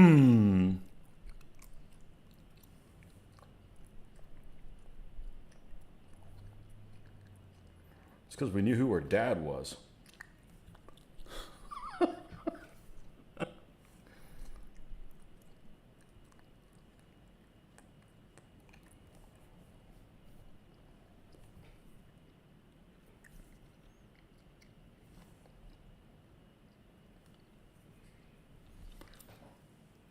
Johnny Quest, I used to watch that with my dad. Yeah, that's a classic. That's a classic. Only one I remember right now is the one with the invisible monster. Remember the invisible monster one where they had to like shoot like a paint gun at him to be able to see him?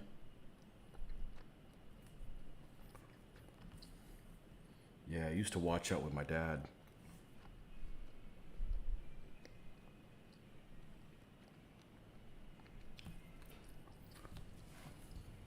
That and Hogan's Heroes.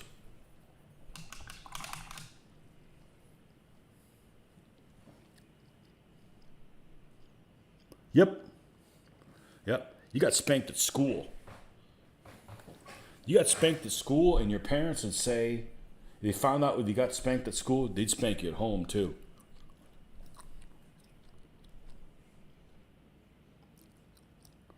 Saw the original Transformers on DVD the other week.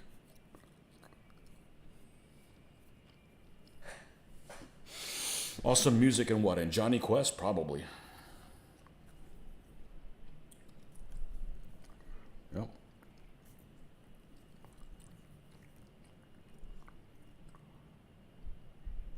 Yeah, if I got in trouble at school, and I did, I'd get in bigger trouble at home. Not like my parents take my side against the school.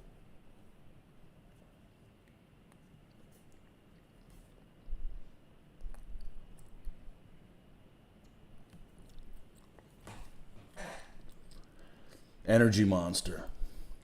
Haji, worst example of Western cultural bias ever. I don't remember anything about him. At least they included a guy instead of being all white people.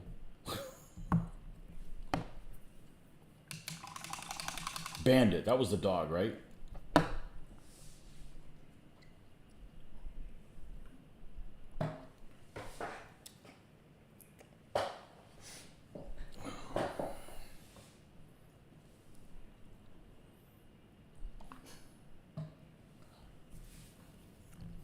Where were Haji's parents anyways?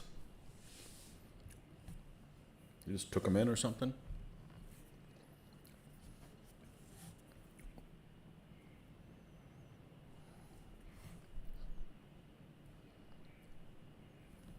You know, you couldn't watch things in order like you can now. You caught it when you caught it, and that's the episode you got to see, you know?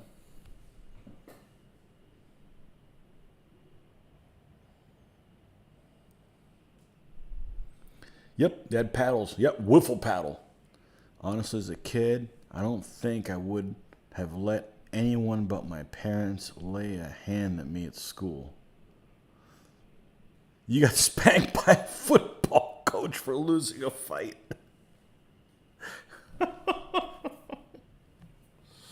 I'm going to kick your ass. Why? Because you didn't kick that kid's ass. What?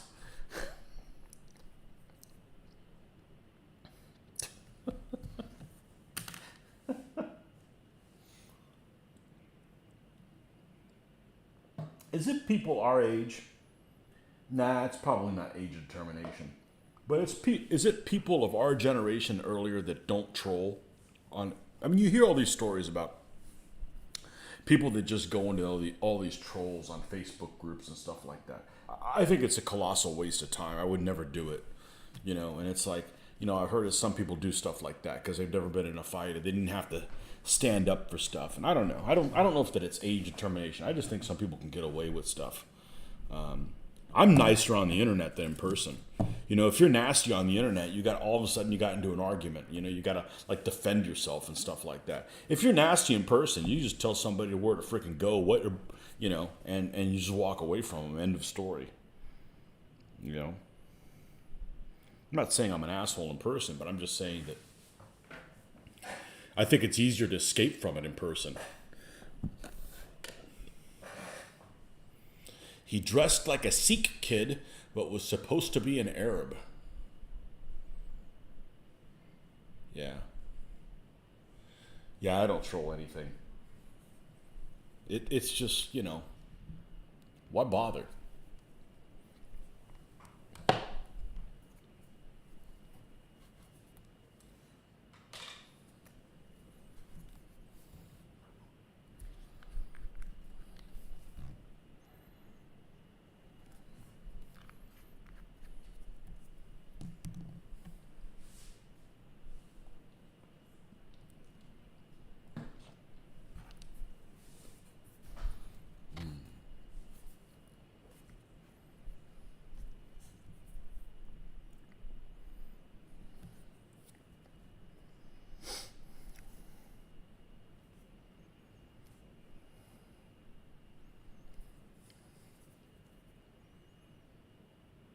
I don't get bent out of shape about stuff like that.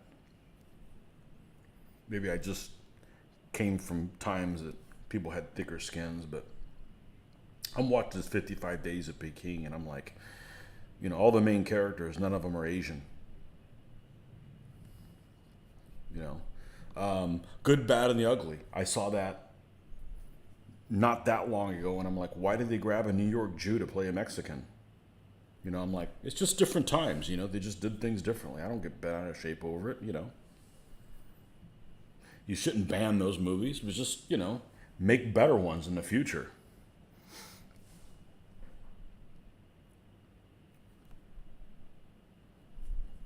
Why wouldn't you want the correct people playing the correct roles, you know, if you can? You go to wrestling news sites and it's 100% trolling and it's just out of hand.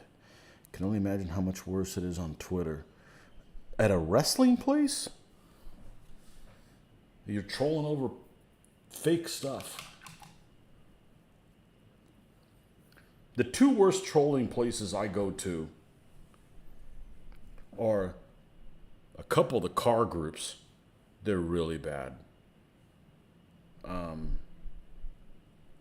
And the James Bond group is pretty bad too. But the car groups are the worst. But you know, I don't do any political sites, any of that stuff. So, you know, it's just the car groups are really bad. But then, you know, I guess they just decided to have fun with it because people always ask the same stupid questions like, hey, what oil should I put on it? Or can I run this gasoline? And people just said, F it, I run it on canola, you know. People just get tired, I guess, and just start trying to be, you know, asshole. And it's funny, you know, it's funny the first 10 times you hear it, and then after a while it's like, oh, this shit again, you know. So not even the sarcastic stuff is funny. It's too much of the same thing.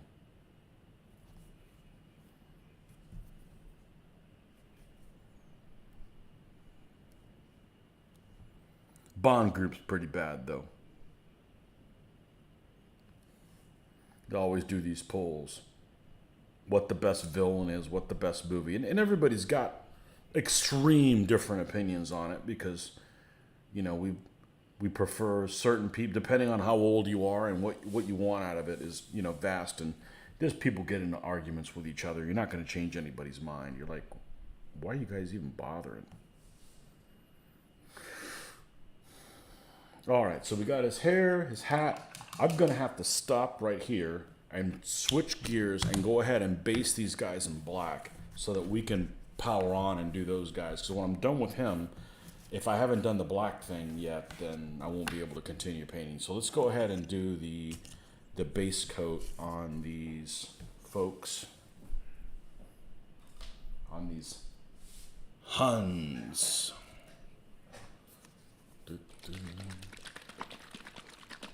Yeah, it sounds super wet. That's what she said. I beat Nordic to the punch.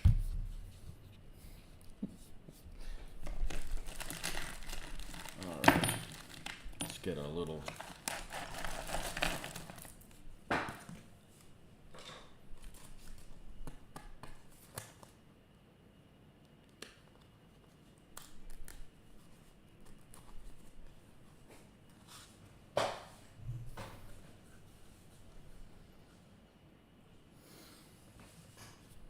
Yeah, it's okay. I don't have a problem with people complaining on the internet. Don't get me wrong, but if everything you bring up is a complaint, that's a problem.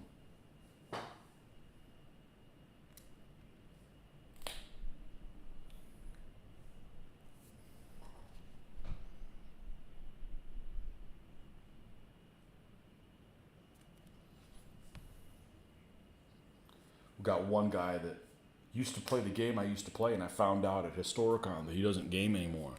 And I was happy. I was happy that he didn't game anymore because here's a guy that's not going to turn other people out from under the game, out from the game. There's another guy that isn't around anymore, and I was kind of relieved that he's not around anymore because he can't turn people away from the game. And that actually happened to a friend of mine. You know, there's a friend of mine who wanted to play DBA, and the first experience with it, they got put on the side with this one guy who's just basically a dick. And here's the thing is he was on the same side as him, and he just treated him like shit. And he's like, I don't want to play DBA anymore. He turned him off from ever playing again because this one guy was an asshole. And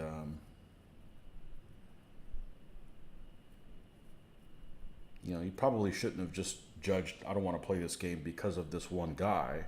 But nonetheless, I've been wanting him to try this game for a long time, and damn right you did. Yep, that's twice tonight. You've outgunned me, Tony. There shall not be a thrice. I love Monty Python's skit. It's the Attila the Hun show. I haven't seen that one. You're torn between wanting to get some Forge and Battle miniatures and Bacchus 6 mil. It's the story of your life, man, being torn.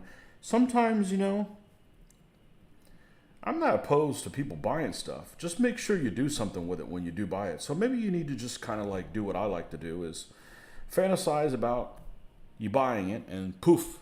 And after you've done the unboxing on them, like, what exactly are you going to do with them? And then like walk through the steps, and are you enjoying the steps that you're having to do right now? And then you may actually find out that you don't really want to buy what you think you're going to want to buy. Because that's, I think, the ultimate sin, is to buy something and then not do anything with it. Because then you're just throwing money at the problem. And, you know, that's just not a good choice. You're old enough to know better than that. So, like I said, if I'm gonna buy some Victorian type figures, I'll play the game, make sure that I like it, and then order one pack of them, you know, and then until I'm done painting with them, don't paint anymore. Just buy it all. There you go. There's the other devil on the other shoulder.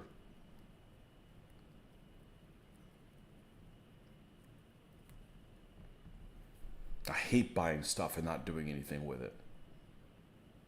It's like freaking gambling. It's like just pissing your money out the. Nah, nothing's as bad as gambling. Maybe doing drugs. I don't know. I wouldn't know. Getting drunk and committing crimes that land you in jail. It's not like, what do? I get drunk and rob banks and I'm successful. Okay, well, at least you don't have to work your whole life.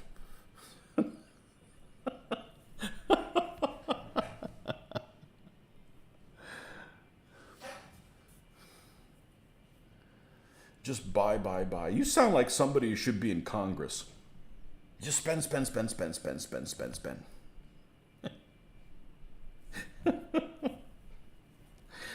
Oh, man.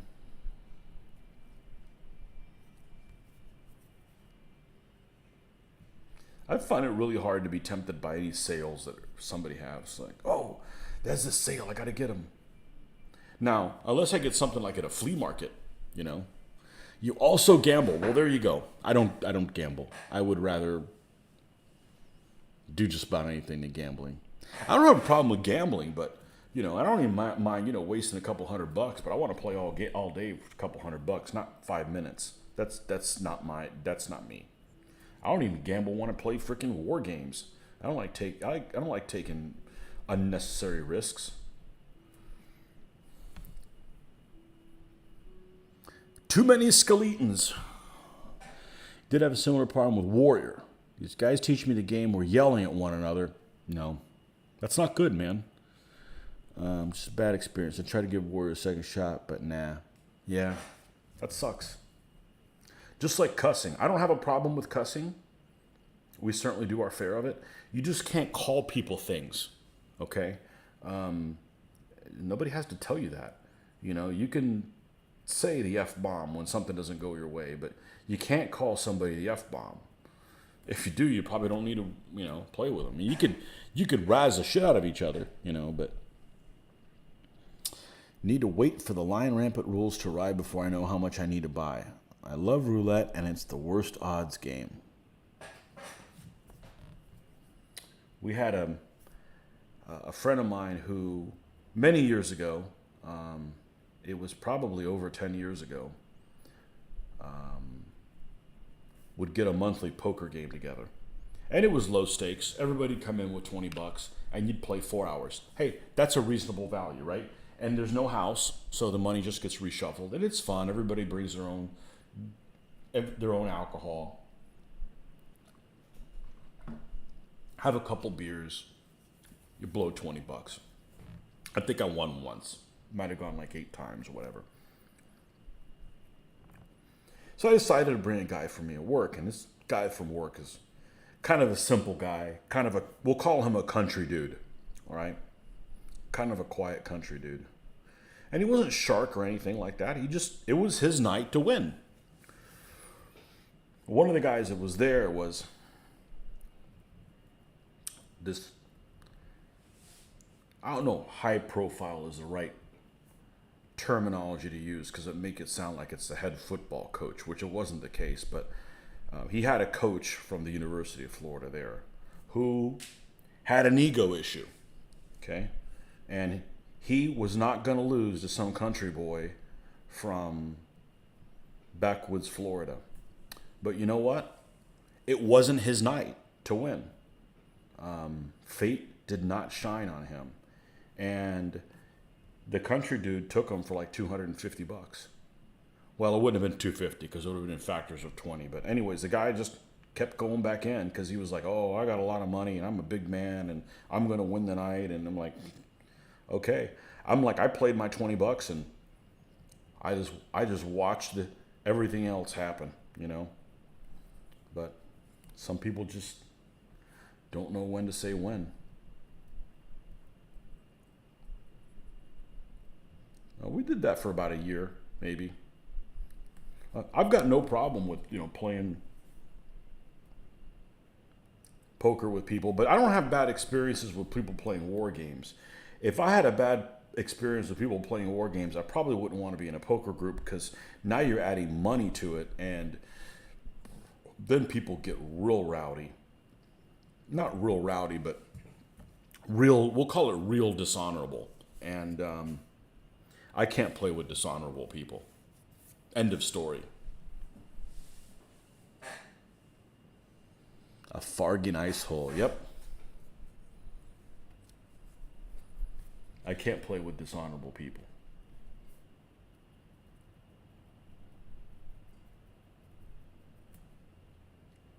Just call me medieval, but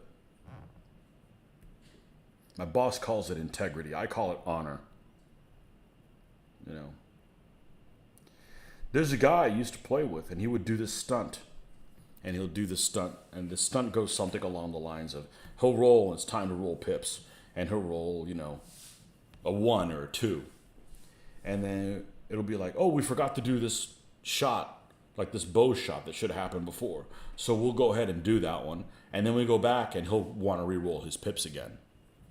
And when everybody knew that you rolled a 1 or a 2. It's just dishonorable as shit to do crap like that. It's just a freaking game. Nobody's life is on the line, so I don't want to play with people that are, dishonorable like that.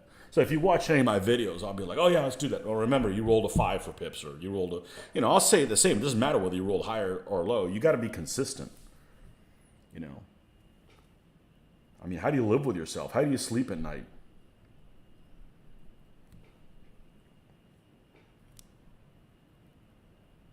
So I've had no experiences really with many experiences with dishonorable play. But a lot of it is what you bring to the table. You can't be a dishonorable. I have seen this happen before. A dishonorable player that wants to call people on other shit. Like, you've got to play, honorably as well if you expect other people to do it. So, you've been in games where the scenario was set up so the scenario creator would win all the time.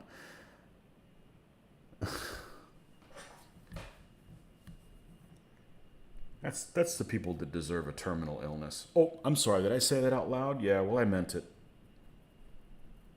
That's some dishonorable shit, man.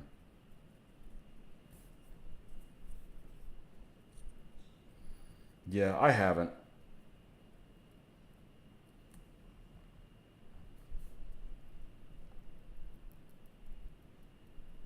What's the point in playing if you know you're going to win? Does your life suck that much?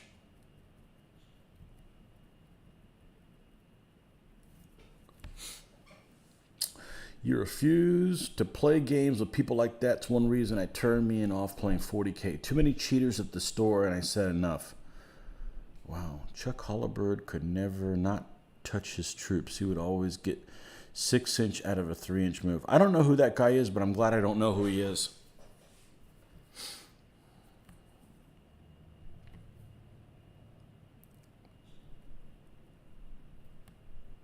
That's some dishonorable shit, man.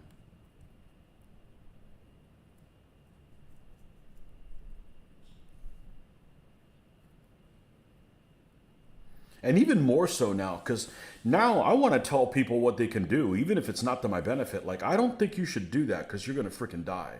You know, because I want a good game now. I want it to be like, I mean, obviously I want to win, but I want to win like in the last possible move by the slimmest of margins, you know?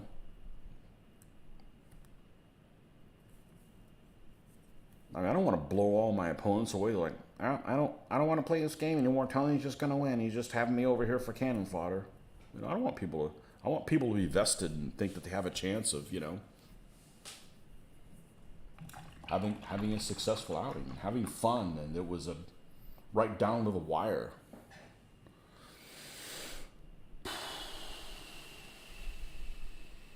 Nice guy, good GM, horrible gamer.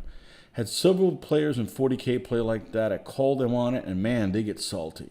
Had to ultimately quit playing because the player base was bad.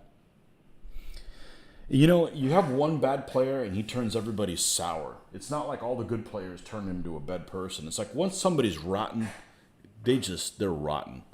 Actually, I had one guy push his fist into the foam terrain squares to create a hole down spots for his micro armor. Wow. Before they allowed pre-measuring in Warhammer. I'm telling you, pre-measuring solves so many problems. So many problems. I wish you didn't have to have it, but it solves so many problems. Players would know how long their arm was from the tip of their middle finger to the elbow and constantly lean over the table for one reason or another. He's with Chuck Kennedy and Pat Condrey. Okay, well, there you go. Don't have to hear from him again.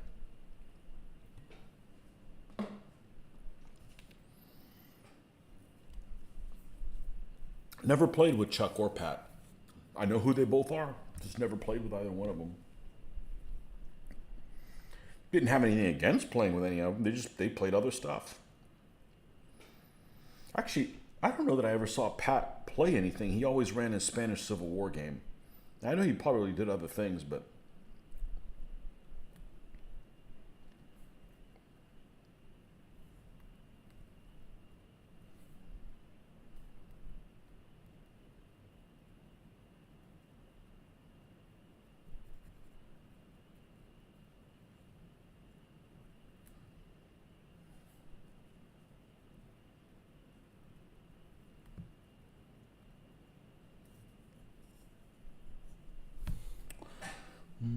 played Napoleon Knights one time. Core versus core pickup game. My opponent had a French 1812 core, and I was using 1813 Prussians.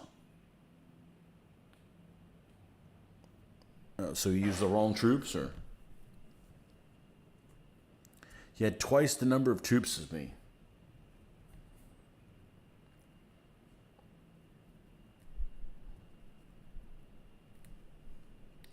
Yeah, and I bet you guys weren't keeping score. Like, I keep score of all my DBA games, and I still don't want to freaking come up with weird shit like that. What's the value if it's a fake win? I just don't understand it. You know what? You're going to get respect from somebody?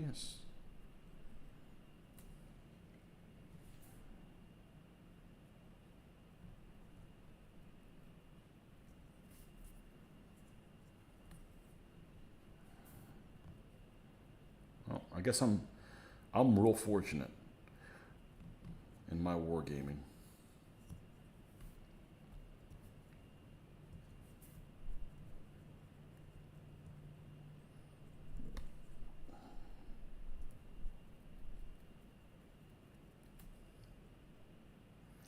I had one guy that I played with, some random guy that was at a show that was ham-fisting my miniatures. That was a bad experience. I had another guy at another show that was upset that I did what my character was supposed to in a Pig Wars game, and I hadn't seen him at a convention since. He might have been one of those guys that was in Tampa, though, and never went to Orlando. But I never saw him again. He was like, threw a fit because my mission was to assassinate him. I didn't pick the mission. That's what the character. I'm role playing the character, you know.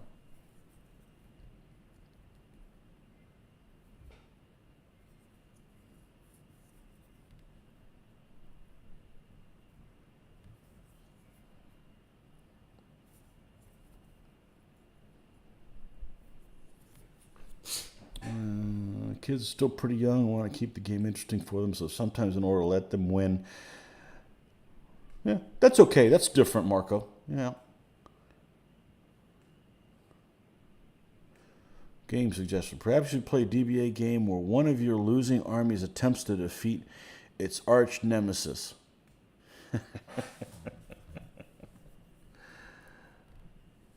Yeah.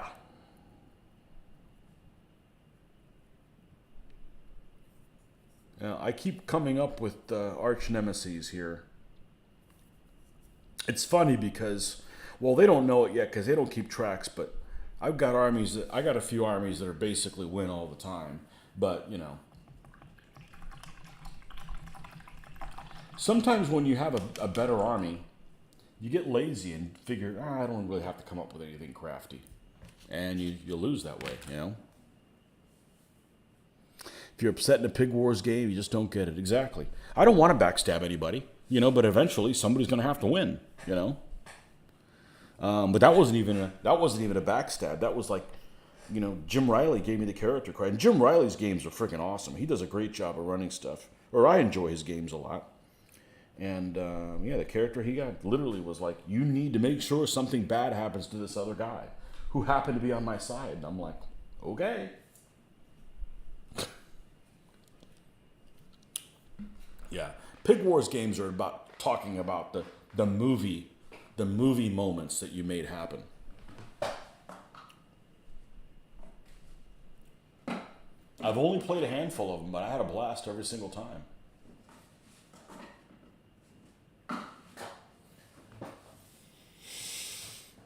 Basing's bugging me for Sword and Shield. I don't know anything about Sword and Shield. Right game at a show and the guys were complaining it was taking too long with charts. Told them they were welcome to run the chat themselves. Everybody has a back, and eventually a knife is going to find your back. I actually had a local game group here of board games and board gamers, which I don't have anything against board games as long as it's historical and combat, because I'm a devout pacifist every day, so I want to commit war crimes when I'm playing games. Not for no reason, but if it calls for it. And this one particular guy at this group had it out for this other player, and he made it their mission to kill them in every game. And I don't understand what the dynamic of that is, but I'll play Kingmaker or I'll assassinate people if that's what I need to in the game, but I'm not just going to be like, oh, it's that John guy again, I hate him, oh, I'm going to go kill him. Like, what's the purpose in that?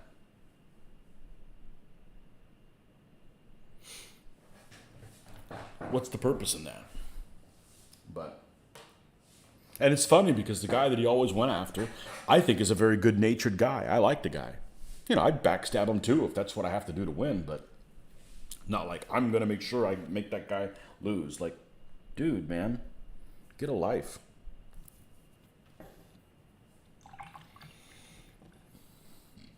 Never seen that before.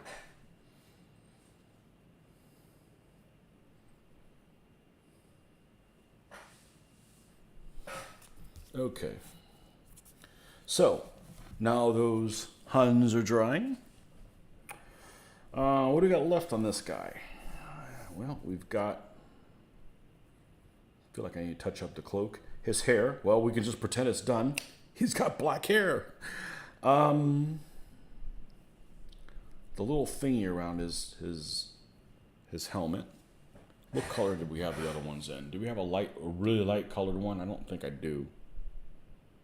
I don't. That's what we're going to do. That's what color we're going to do. We're going to do a really light colored one.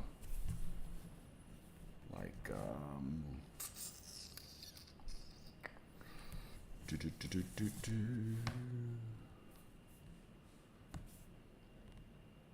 Oh, I thought I had one of them out here. Oh, there it is. There she blows. I guess the storm never got any worse. That's good. We need the rain, not the lightning. Lightning's never needed. Unless you're hoping your forest burns down or some shit like that.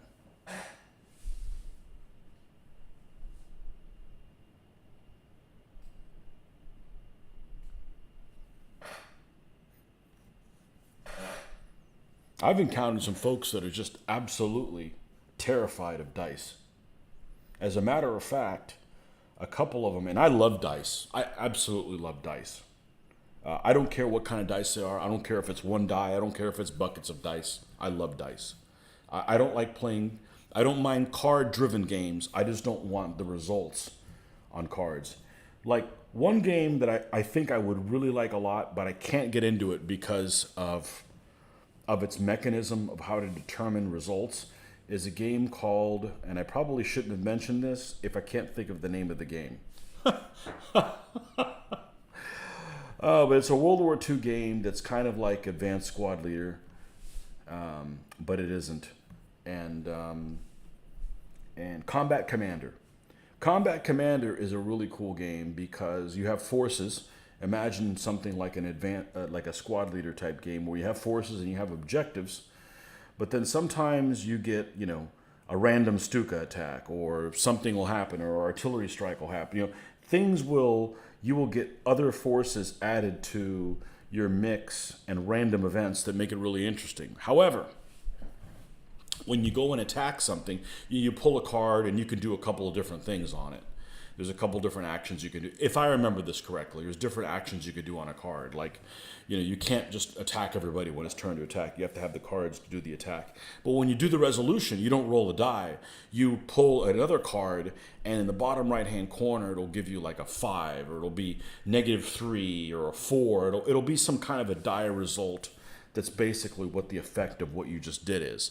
The problem with that is twofold for me. First of all, most importantly, no, they're both, I think, equally important. When you pull the card, there's something that is an action or something that you're not playing the bottom number on, but you get to see what it is. So it's like, oh, the Stuka attack, you don't get it. You're using the bottom. So it's almost like it feels like the rug's being pulled out from under you. And I don't think you get a good shuffle with cards. I don't think you can get a good shuffle with cards compared to a die roll. I mean, unless the die is just basically a cheating die, you're going to get a better randomization with die rolls. And it's just not my thing. I played it a couple times, and it's just that mechanism just doesn't work for me. And it's a shame because I like everything else about it. It's just too much, Thought about getting Advanced Squad Leader. Kit Starter 1 deals just infantry element of the game, and I feel like ASL is a bottom hole, so to speak. Once you go down the rabbit hole, that's it. If you have a computer, I would recommend you getting Lock and Load Tactical better, because you could still play it solitaire. It's basically the same kind of a game, and I think it's done a little bit better in that there's not these strict phases where, okay, it's time to do preparatory fire, and everybody prep fires, and the other guy is just sitting around waiting. And then, okay, movement while the other guy just sits around and wait, unless there's an opportunity fire experience. Opportunity that happens. It's too not involved for one side and not for the other. And Lock and Load Tactical, it's you get one action, and the action can be movement or firing or whatever. Obviously, there's a rally phase and stuff like that, but it's either movement or firing, and then that's one stack gets to do that. You activate one stack. Or I think you can activate a leader, and within a certain number of guys within there, they can be activated as well. But then it goes back to the other guy, and you go back and forth, and you can pass. And when both players pass, that phase is over with. I think it's done a lot better in that way. Honestly, don't get into leading squads, to be honest. I like Grand Tactical. Well, there you go. I prefer leading squads. I'm not a Grand Tactical's okay. I'm not a strategic guy. Don't call me to play Advanced Third Reich. I'd rather go to work and not get paid than play Third Reich.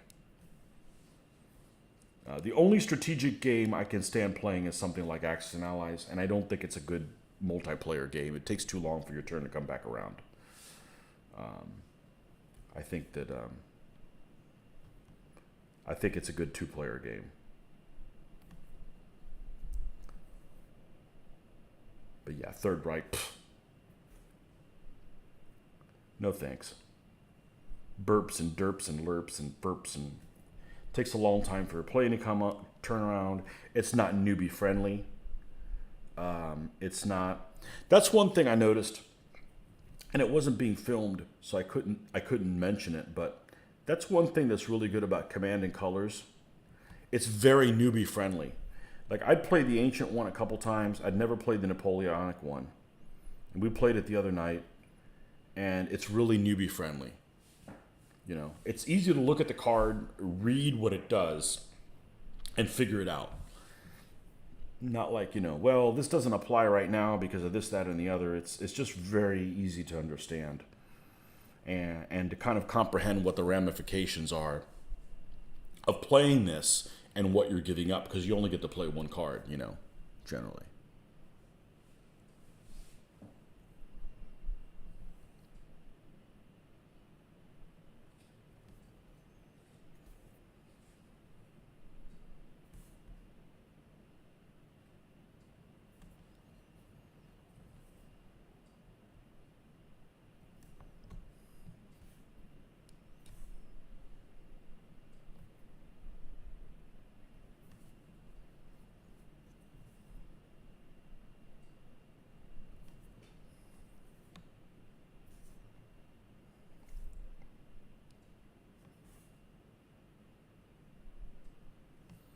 I just can't imagine playing games solo. I mean, if I had to play a game solo, there's no way I would get a game other than a computer game to play solo, because it's just, you're wasting time setting things up.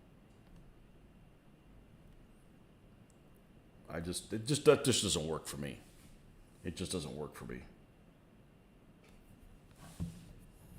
I'd play a game solo, but I'd have to talk. I'd like film it and talk, so I could process stuff, and it'd be entertaining. And I think I would do this, with the other thing, I don't know, it could work. All right, what about hat colors? Hat colors.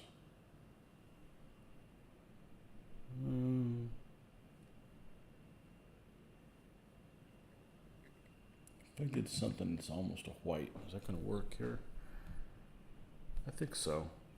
I really like color. Let's take, how's this one doing? Half dead.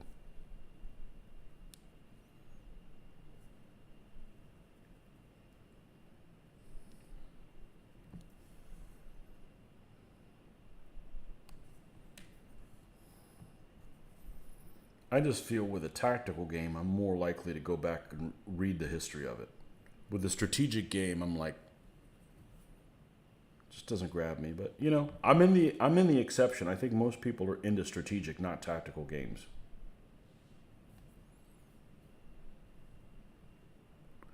You like playing solo, you're more than a match for yourself. There you go.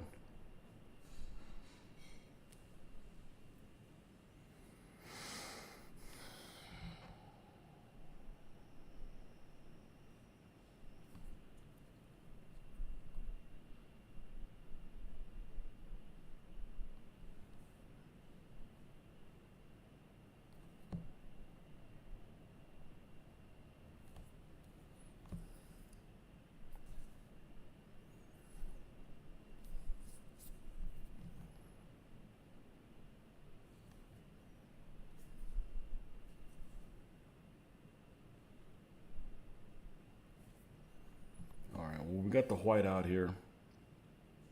Let's go ahead and paint the eyes on this horse, because unfortunately they're a little bug-eyed.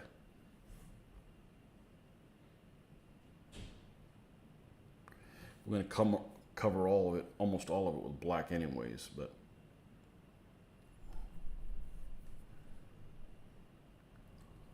speaking of black, time for his hair.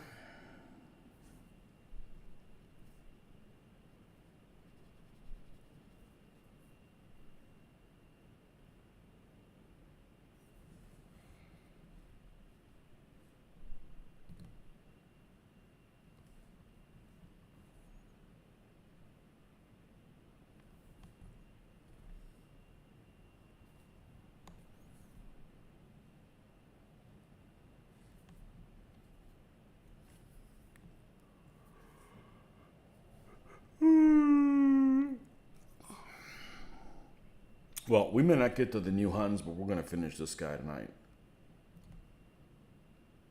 Which, of course, means I'll have to put a fifth guy together. And that guy will have melee weapons because this guy's got a bow. That way you have a one bow and one melee weapon guy per stand. I just didn't want to get one of those. It's like, both guys have melee weapons sticking out. I don't know. That may not be the right idea, but I'm pretty sure that I'm on the right track. Not my first rodeo. I know what I like. Okay, and then the horsehair. Oh, we're going to do the eye in black.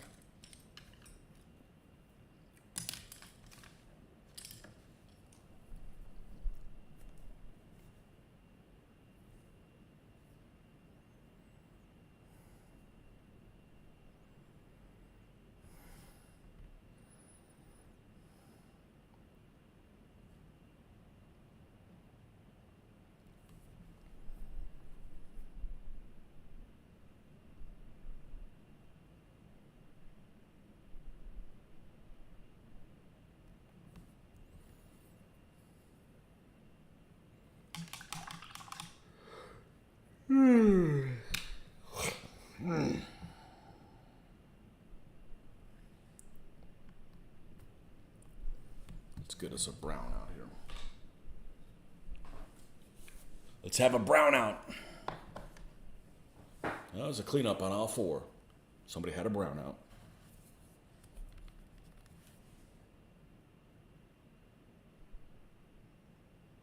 Speaking of cleanup on all four, had a really interesting situation that happened on the drive back from Historicon.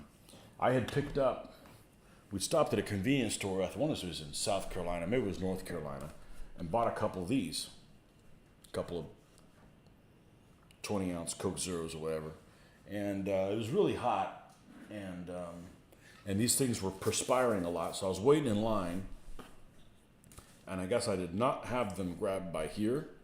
I have them grabbed by here, and my hand slipped, and both of them fell out of my hand, and one of them hit the floor at such an angle that it blew a hole in here, and it started spraying all over the place. I mean, I'd never seen that happen before.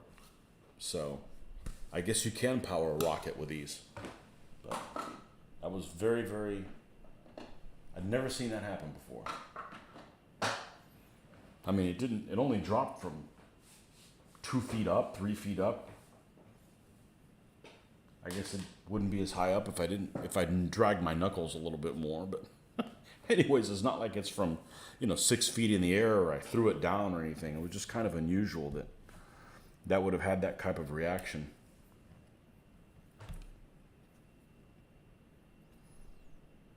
After falling from some mundane distance.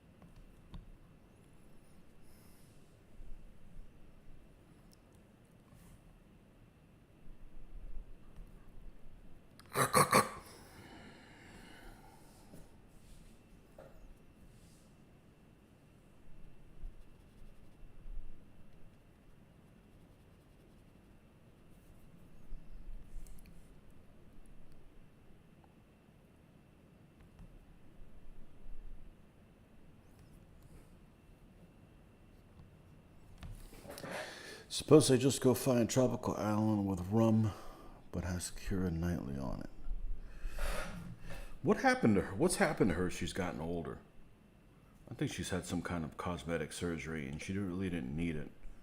She was cute when she was younger, and then she just I don't know. Can't really put my finger on what happened to her. She was cute in the first movie. But I've seen her in other stuff, and she's like, man, what'd they do to you?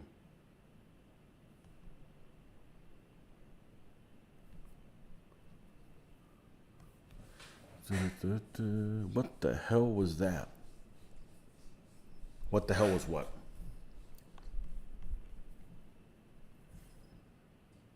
What the hell was that?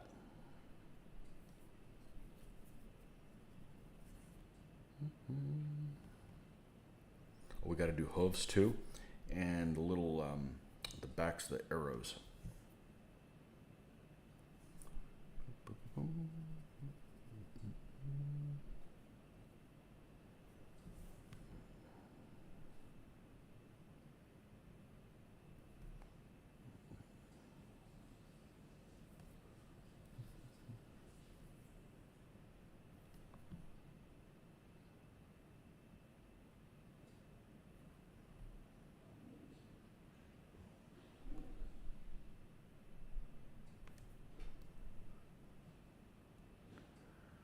I made some sort of snorting noise a few moments ago. Sure it wasn't the squeaky chair? Was that a farting noise there? Probably the chair. Incorrigible chair. Oh, I can make snorting noises. I just haven't... you haven't put me in the mood to do them. So I'm pretty sure it was the chair. This thing likes to make strange sounds when I shift from side to side sometimes. It's complaining, you know.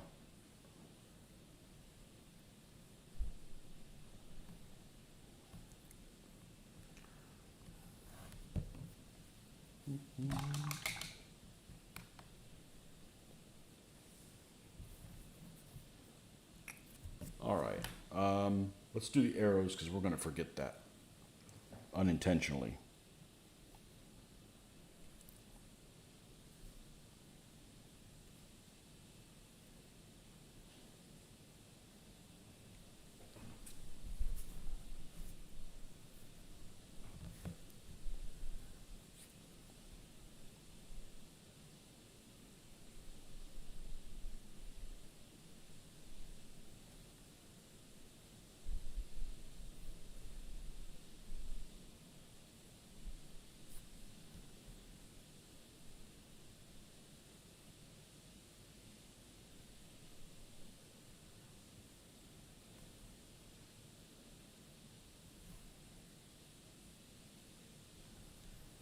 Okay.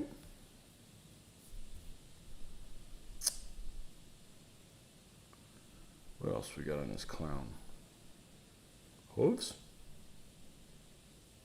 That it?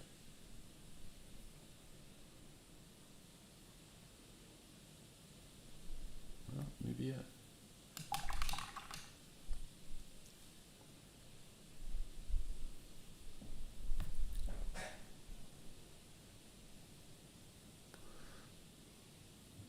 Make Tony snort by the time he's finished with that Hun.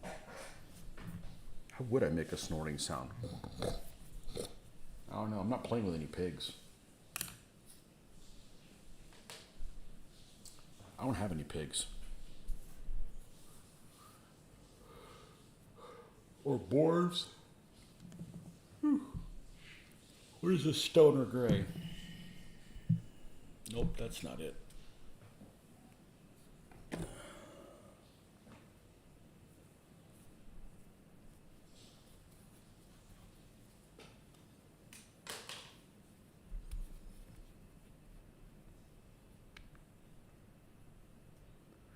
Rick, you ever heard of Lankmar, City of Adventure?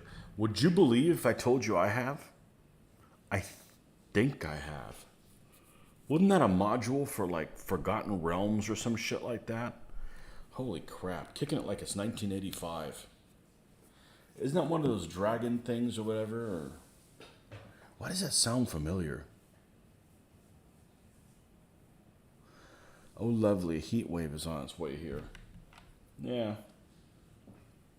Don't worry, you'll be shoveling snow before too long.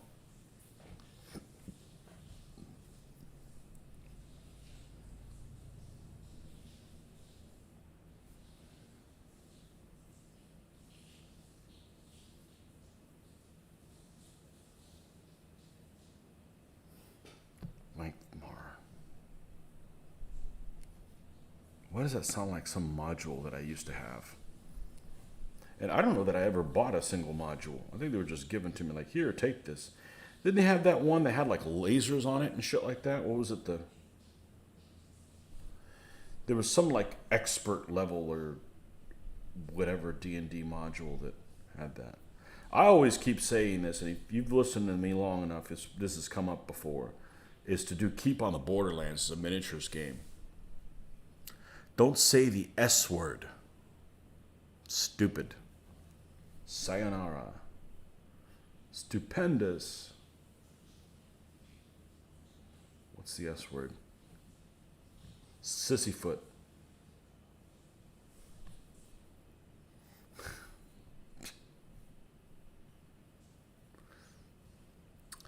I would believe that, Tony. It was standalone module in the 80s.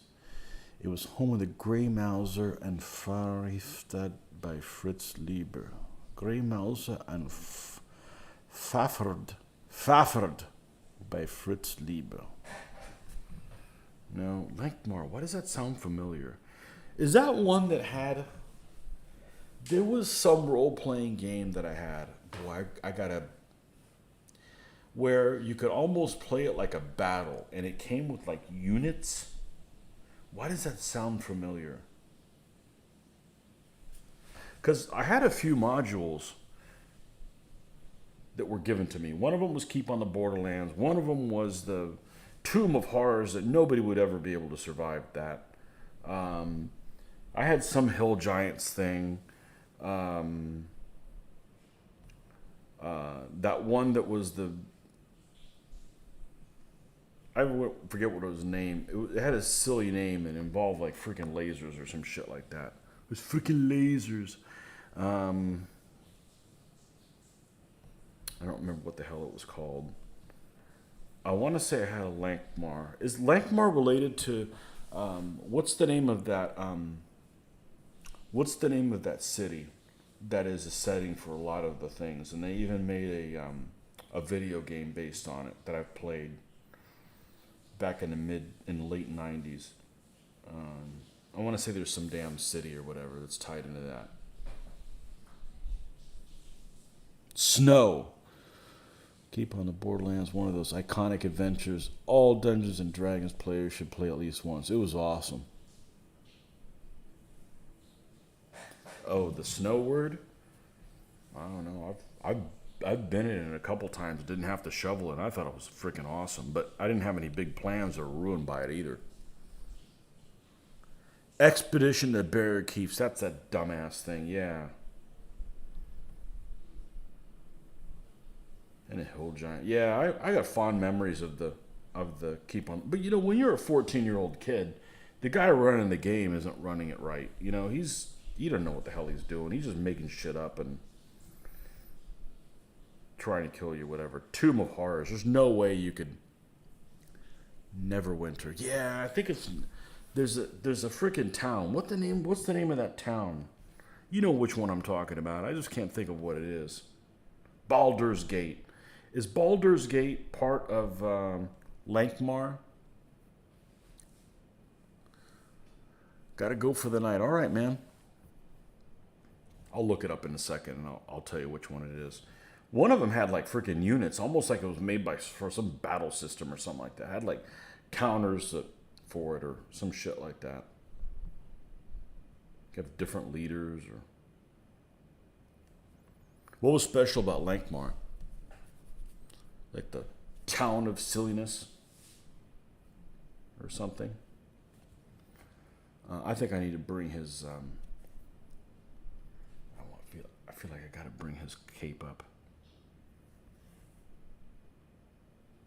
Shit, that's the wrong way to go about it.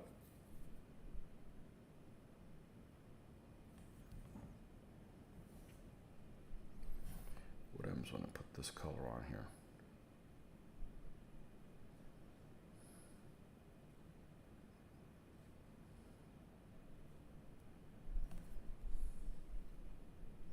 Like Mars' own setting. Okay. Rick, you played any of those video games that I know you play video games, but it's a computer game that is turn-based. Shit. Let me do this and I'll go look at what it is. That looked interesting, but I wonder if it has any replay value. I'll be honest with you. I don't play fantasy stuff. I don't play science fiction stuff, but I've played both in video games, and I prefer fantasy to science fiction, because fantasy, if it doesn't have a strong magic element, then it's relatively realistic, and I use that loosely, obviously, because we are talking about fantasy. But science fiction's all over the place. You'll have something that's like technology's way too advanced in some areas, and then just way too like,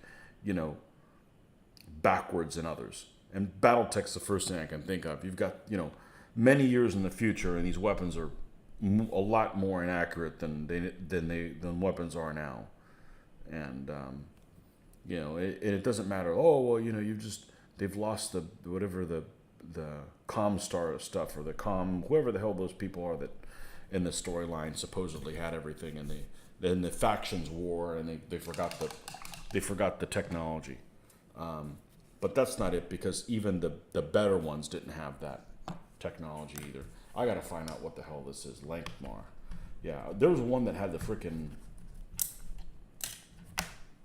had like counters and stuff for like units. Like you could play a unit. I don't know.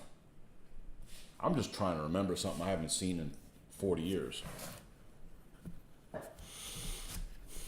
Oh, well, I didn't read too much into the...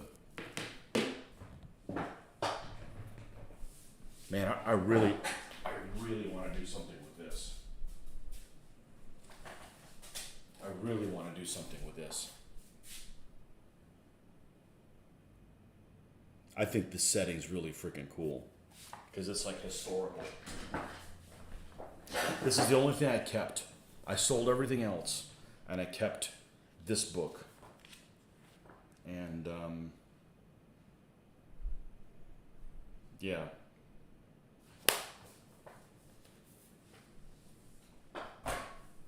Let me see if I can quickly do a search on something. How the hell do you spell Lankmar.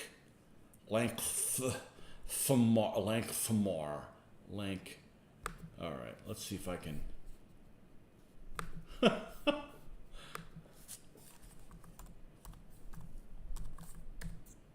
Man, I wish I would have kept a picture of all the stuff that I sold.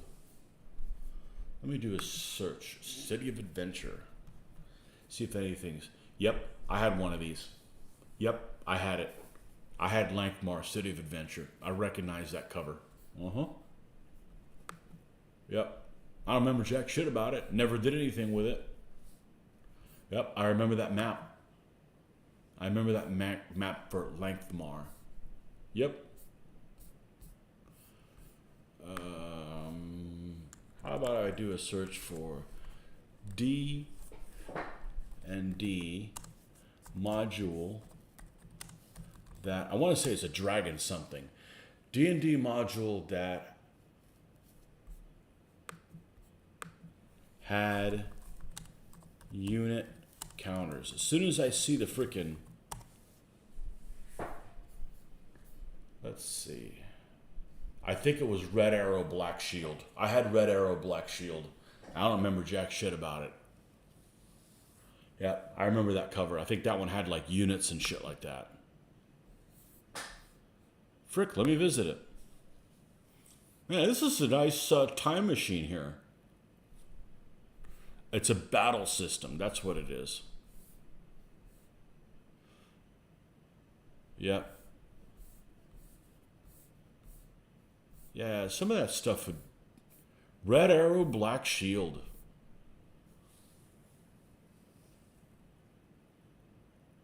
Expert Campaign Adventure by Michael B. Dobson. Had a nice map. I was always a map person. Like anything with good maps. Let's see here.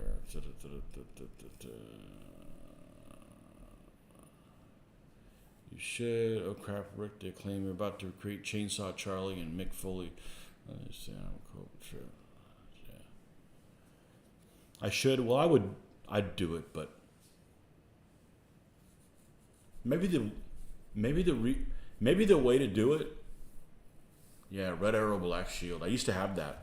I didn't do any. And remember, I had it as like 14 years old, so I don't know how to play that shit. I just looked at it. Oh, map. Oh, counters. You know, that's it. I didn't do anything with it. I didn't know what the hell I was doing. I don't know how I got it. If I did something like that, I would have to do something, a DBA type game, and do it in 6mm, and then mount it on these stands. I think that'd be easier to do it than try to do it in 15s and taking forever to paint. Maybe I'll do that. Maybe I'll search to see if there's any 6mm or 10mm that I like. Probably 6. Been thinking of running some D&D. We'd do it. Our group would do it, Joe. If you use figures, you know, I don't like it heavy on the check for traps. Okay. You know, no LARPing, no checking for traps, just tactical combat in a environment. You know, use figures. You don't have to have all the terrain and everything. Just have a dry erase board where you can see the spaces between people and just, you know, laugh about the shit that happens. Yeah, we'd do it. I think all of us would probably play it, you know.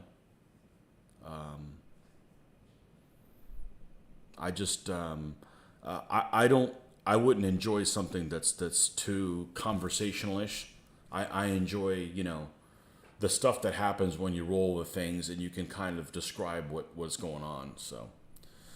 But yeah, I'm not opposed to doing stuff like that, because it is all about having a good time and making voices, and, you know, remember, leave the character voices at the table. That's right. You don't want to talk about across the street and people drive crazy. What?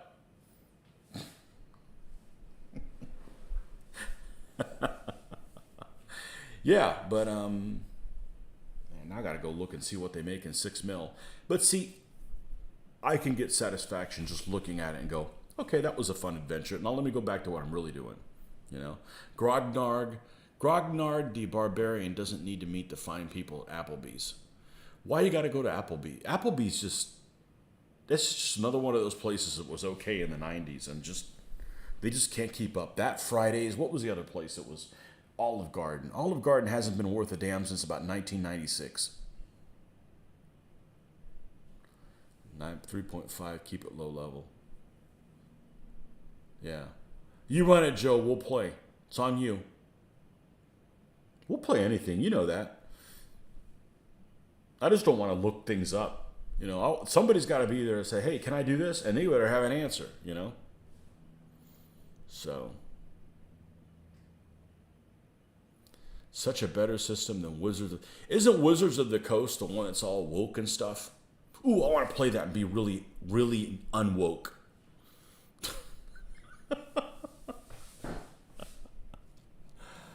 Oh, man. Superpowers, yeah, superpowers. You just need humans, okay? You don't get to play a half freaking dragon, half orc. You play a freaking human, okay? Maybe a dwarf, maybe an elf. I want to play a freaking human, you know? I don't care if the human I'm playing has boobs or not. I don't give a shit about that. I can go either way on that.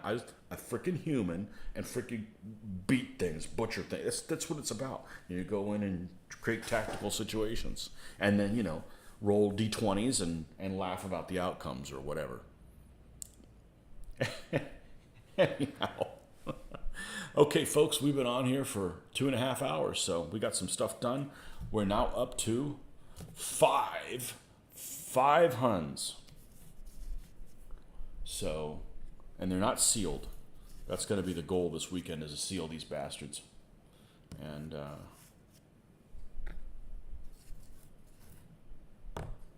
yep. And we're on a roll. We only have 3 more gladiator guys to do, and then we've got, obviously this is the equivalent number of the forged in battle guys to do. Thank you from a proud human player. What, nobody wants to play humans? Well, I'm sorry. I'm not embarrassed by being born as a human.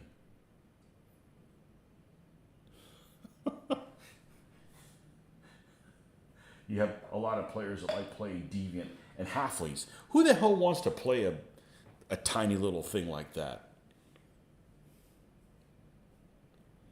Drow. What is that? Dark Elves. No, rogues should always be human females. That way you can call them thieving bitches.